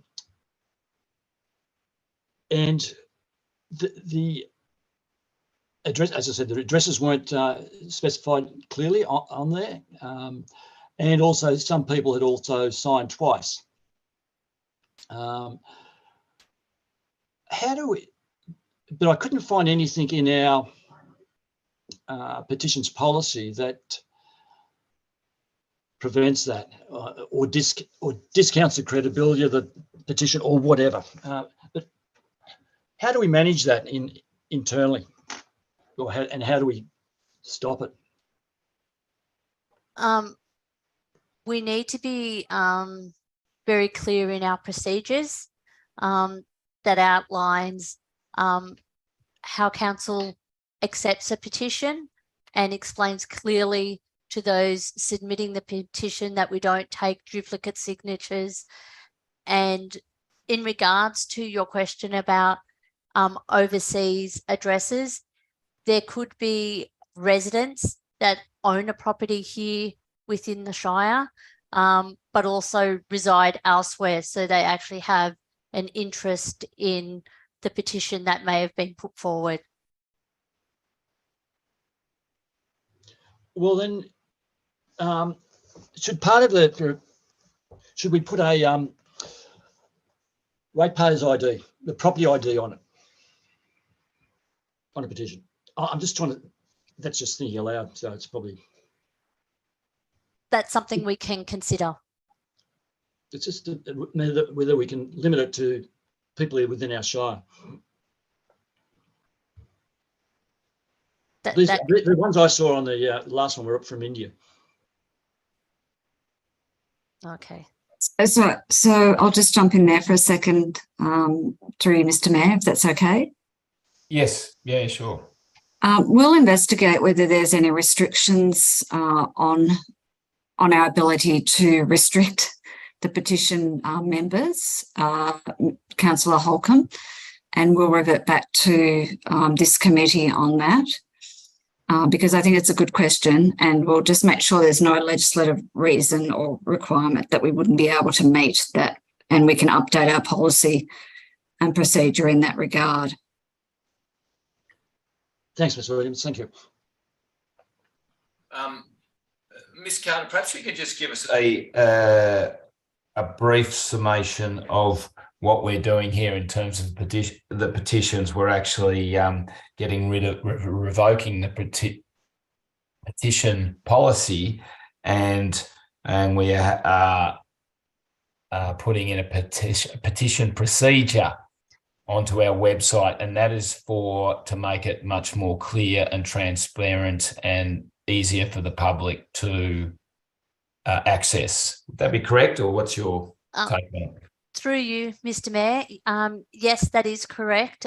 We have the governance rules 2022, and the petitions process is set out clearly through that procedure, through that document. And having the petitions policy is just a duplicate of everything that is in that document. So to put the procedures on our website, so it is clear to all parties submitting a petition to council on what the correct process is.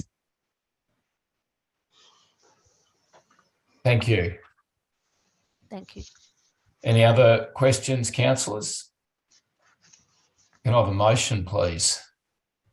Councillor Holcomb. Thanks, Mr. Mayor. The council revokes the petitions policy and notes that the petitions procedure will be publicly available on council's website. Seconder, Councillor Webb.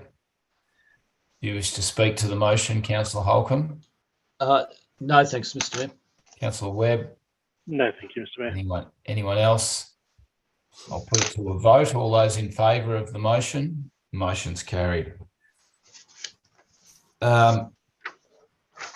Item 13.3.2, commemorative plaques and other markers policy. Responsible officer is Ms. Carter again. Councillors, do we have any queries or questions for Ms. Carter? Okay, can I have a motion, please? Councillor Holcomb.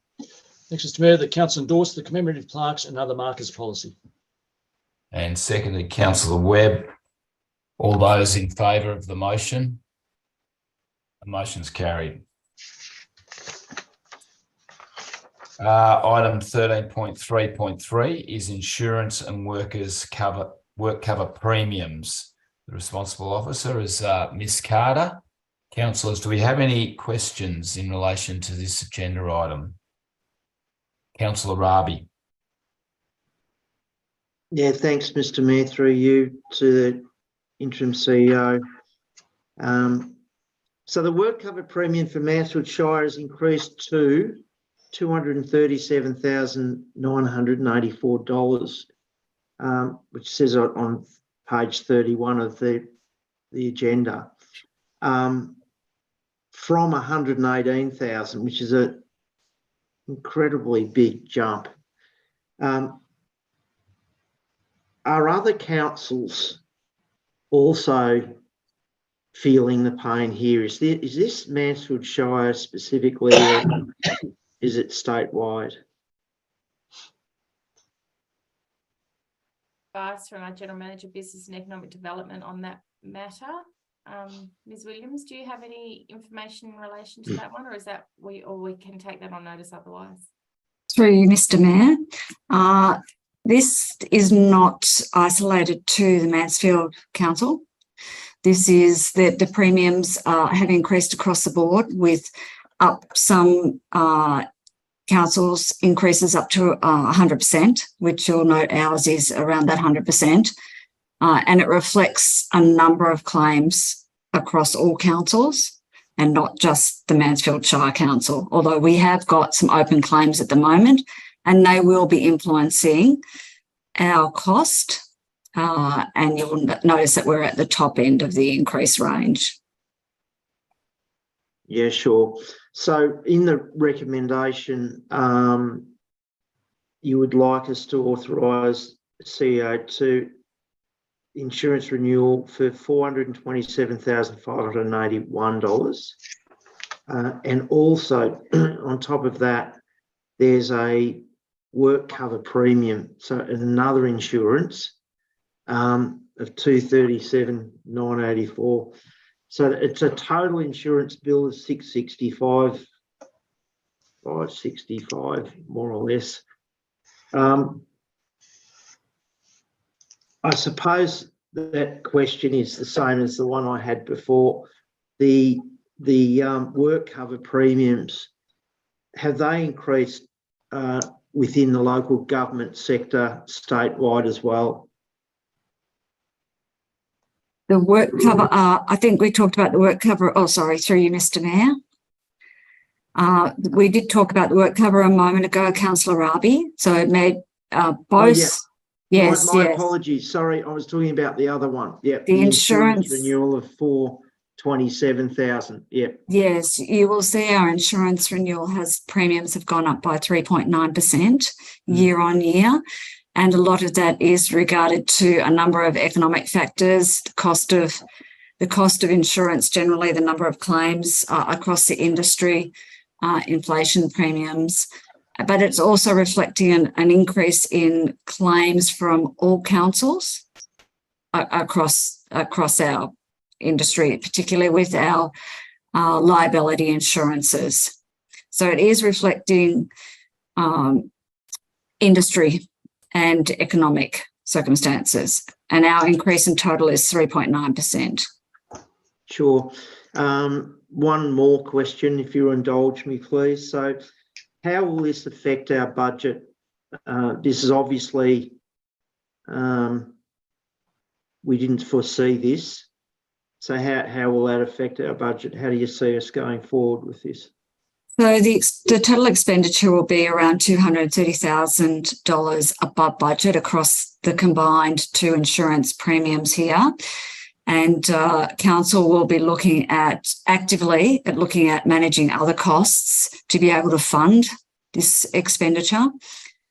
We do note that the financial assistance grant has come in with an increased amount compared to budget, so that could manage a portion of this $230,000. But we will be actively looking at managing our expenditure, and we're also actively looking at managing these claims and managing our risks to reduce any future claims.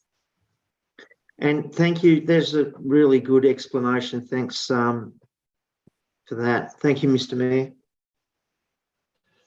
Thanks, Councillor Arby. Councillor Holcomb. Thanks, Mr. Mayor. Ms. Williams, Insurance House, who's a workers' compensation expert, have they just come on in recent times? Is that how I'm reading that? Have they recently been appointed? That's correct. They have recently been appointed to really help assist with the management of these work cover claims. We're really looking to make sure that we minimise the impact on the council's financial position and on our performance in relation to our people. That's just a recent appointment. So we are seeking advice from them in terms of the management of the open claims. Yeah, I think that's a great initiative. Have you worked with them before, Insurance House?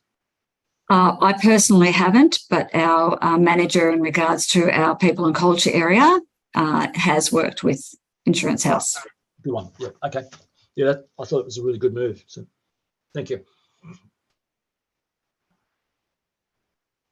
No further questions. Councillors, can I have a motion? Councillor Rabi. I'd like to move that Council 1 authorises the CEO to approve payment of invoices relating to Mansfield Shire's Council's 2023-24 insurance renewal for a total amount of $427,581.80 ex-GST, and 2,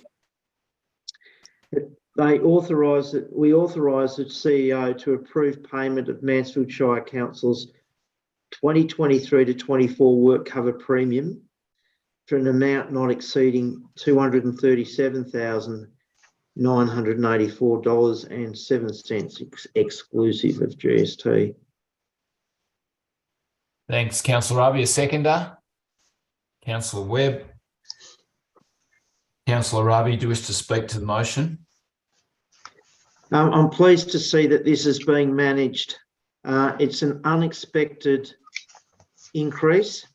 We didn't see it at the budget at all. Otherwise, it wouldn't have come up. So, and I'm also very pleased, Ms. Williams, with your response that we will do something to manage the extra and bring on Insurance House was a great initiative. Thank you very much. No further. Councillor Webb, do you wish to speak to the motion? No, thanks, Mr. Mayor. Anyone else? In that case, I'll put the motion to a vote. All those in favour? Motion's carried.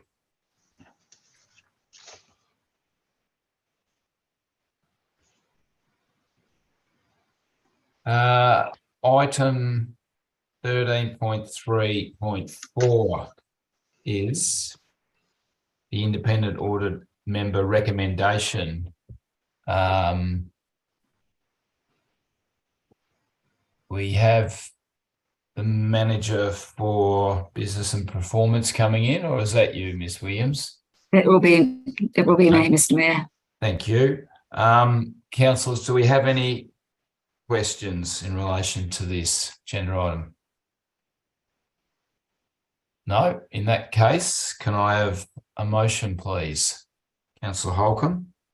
Thanks, Mr. Mayor. The council appoints Ms. Molly Ning to the Mansfield Shire Council Audit and Risk Committee for a second 3-year term commencing 30th of November 2023. Thanks, Councillor Holcomb. A seconder, Councillor Rabi. Councillor Holcomb, do you wish to speak to the motion? Yes, I will, Mr. Mayor, just very briefly. Molly Ning is she's been on the Audit and Risk Committee basically when I started, when we came into this term of council. She's been on the Audit and Risk Committee since then, and she's got a really good set of skills which complements everyone else on that committee. And her set of skills is really in cybersecurity. And none of us have much experience in that area, whereas she's very well qualified in that area. So she's an important cog in that, important member of that ARC team. So yeah, I'm fully supportive of her, and I'm really glad that she's actually stepped forward and wants to do another term, which also is a vote of confidence in the management team that she's willing to step up and do that as well. Thanks, Councillor Holcomb. Councillor Rabi, do you wish to say anything? Anyone else? In that case, I'll put the motion to a vote. All those in favour? Motion's carried. Item number 13.4.1 is the proposed motion for the Municipal Association of Victoria State Council meeting. The responsible officer will be the acting Chief Executive Officer, Ms. Crane. Councillors, do we have any questions or queries of Ms. Crane? Councillor Rabi. Ms. Crane, if the Premier enacts the recommendation of IBAC which is the Sanderson report on the Casey Shire Council, the one council out of 79 councils that were found having questionable dealings through IBAC, the recommendation from IBAC is to take planning away from all shires. Is this something that other states and territories have enacted? And that's the first question. The second question is, how would that impinge on this shire's ability to maintain our rural feel and living? Certainly, through you, Mr. Mayor. So in answer to the first question, have other states done this kind of, had this kind of model? So every state has a different model in relation to how planning matters are decided. Victoria has predominantly been known as being one of the ones with the best amount of engagement for the general public to be involved in the planning process. And that's actually been a point of pride with planning in Victoria for a long time. So the other states with models like this are probably South Australia, New South Wales, that they're recommending in this instance, where you have expert panels making decisions, and that they remove some of the powers from local government and revert it back to the state. Probably the closest model to be looked at would be the New South Wales model, and the MAV are currently have a working group looking at how that may not work. To understand the true implications for Victoria. In relation to your second question, and you are correct in that, yes, the recommendations are based on one council who has behaved inappropriately and their rules being changed for everyone. It is of concern and will remove a lot of that community input into planning decisions that is currently experienced in Victoria. So yeah, there is certainly a lot of concerns about how these recommendations would roll out, and it's not clear yet as to what the state government or how they would intend to implement them. So what that would actually look like has not been made clear yet. So we wouldn't know whether any after a panel decision, whether the community could challenge that decision or not. We don't know that at the moment. That's correct. So at the moment, planning decisions are made, as we've made one tonight, and they're difficult decisions, but you do have a voice. Everybody has a voice in those decisions. And if the decision of council isn't supported by particular parties, they have all the current relevant review rights at BCAT. It's my opinion, if perhaps they're not quite as concerned, if they're concerned about the planning process being obstructive or taking too long, that some of those other processes like timeframes at BCAT and things could also be looked at, rather than just whether local government should have a role to play in planning decisions. Thank you. Councillors, any other questions? No. Okay, can I have a motion, please? Councillor Rabi. Yeah, I'd like to move that council endorse the following motion and supporting rationale for submission to the MAV State Council meeting, which is due on the 13th of October 2023. That the MAV advocates to the Victorian Government to not implement IBAC recommendations 10 and 11 from the Operation Sandon report, due to the fact that this would take away the ability of local communities to exercise their democratic rights on local planning matters that may impact on them.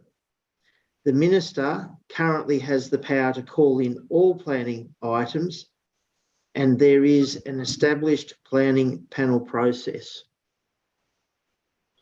Thanks, Councillor Rabi. Seconded to that motion, Councillor Webb. Councillor Rabi, do you wish to speak to the motion? Briefly, Mr Mayor, that this council will fight for the democratic right of their residents and ratepayers. Thank you. Thanks, Councillor Rabi. Councillor Webb. Just to say that I've got a bit of experience dealing with the New South Wales planning process, and it's laborious and unnecessary. So if Victoria's heading in that direction, I'll be pretty disappointed. Thank you.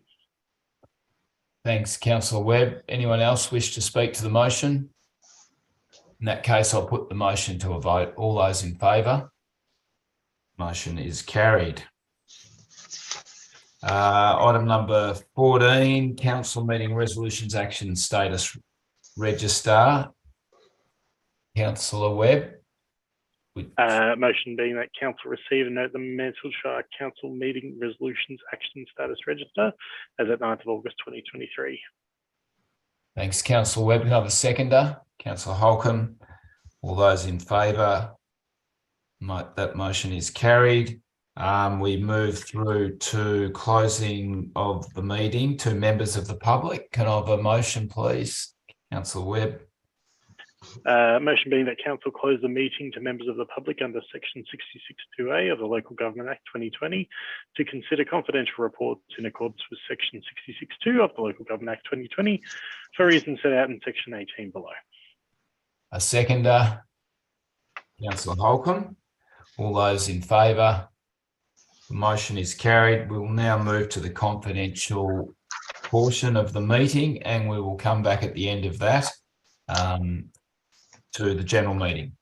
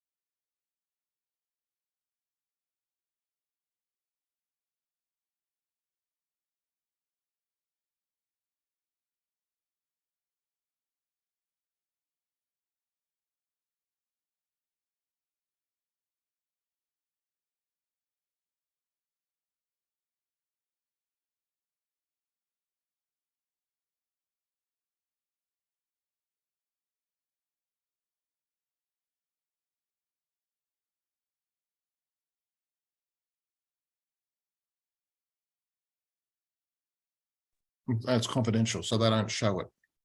So So look at you. Like a Viking. yeah, it's what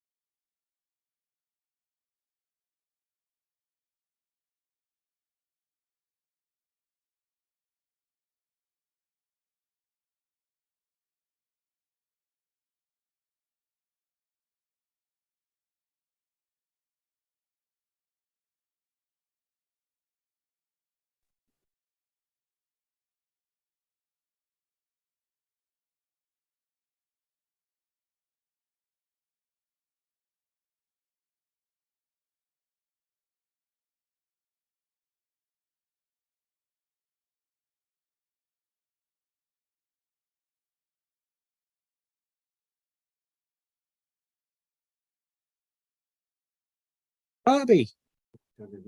Oh yeah, of course. Okay.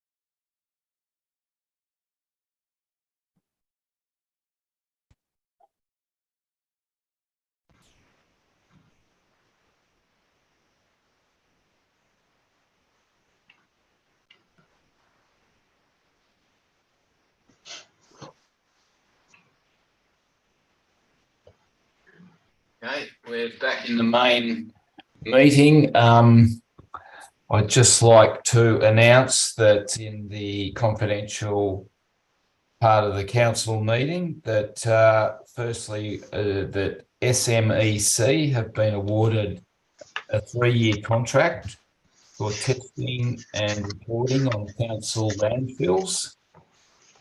Secondly, that Alpine Civil have been awarded the contract for the stormwater construction and drainage works on Apollo and High Street. And thirdly, that Tomlinson has been awarded the fixed price contract to prepare the Mansfield Township infrastructure plan.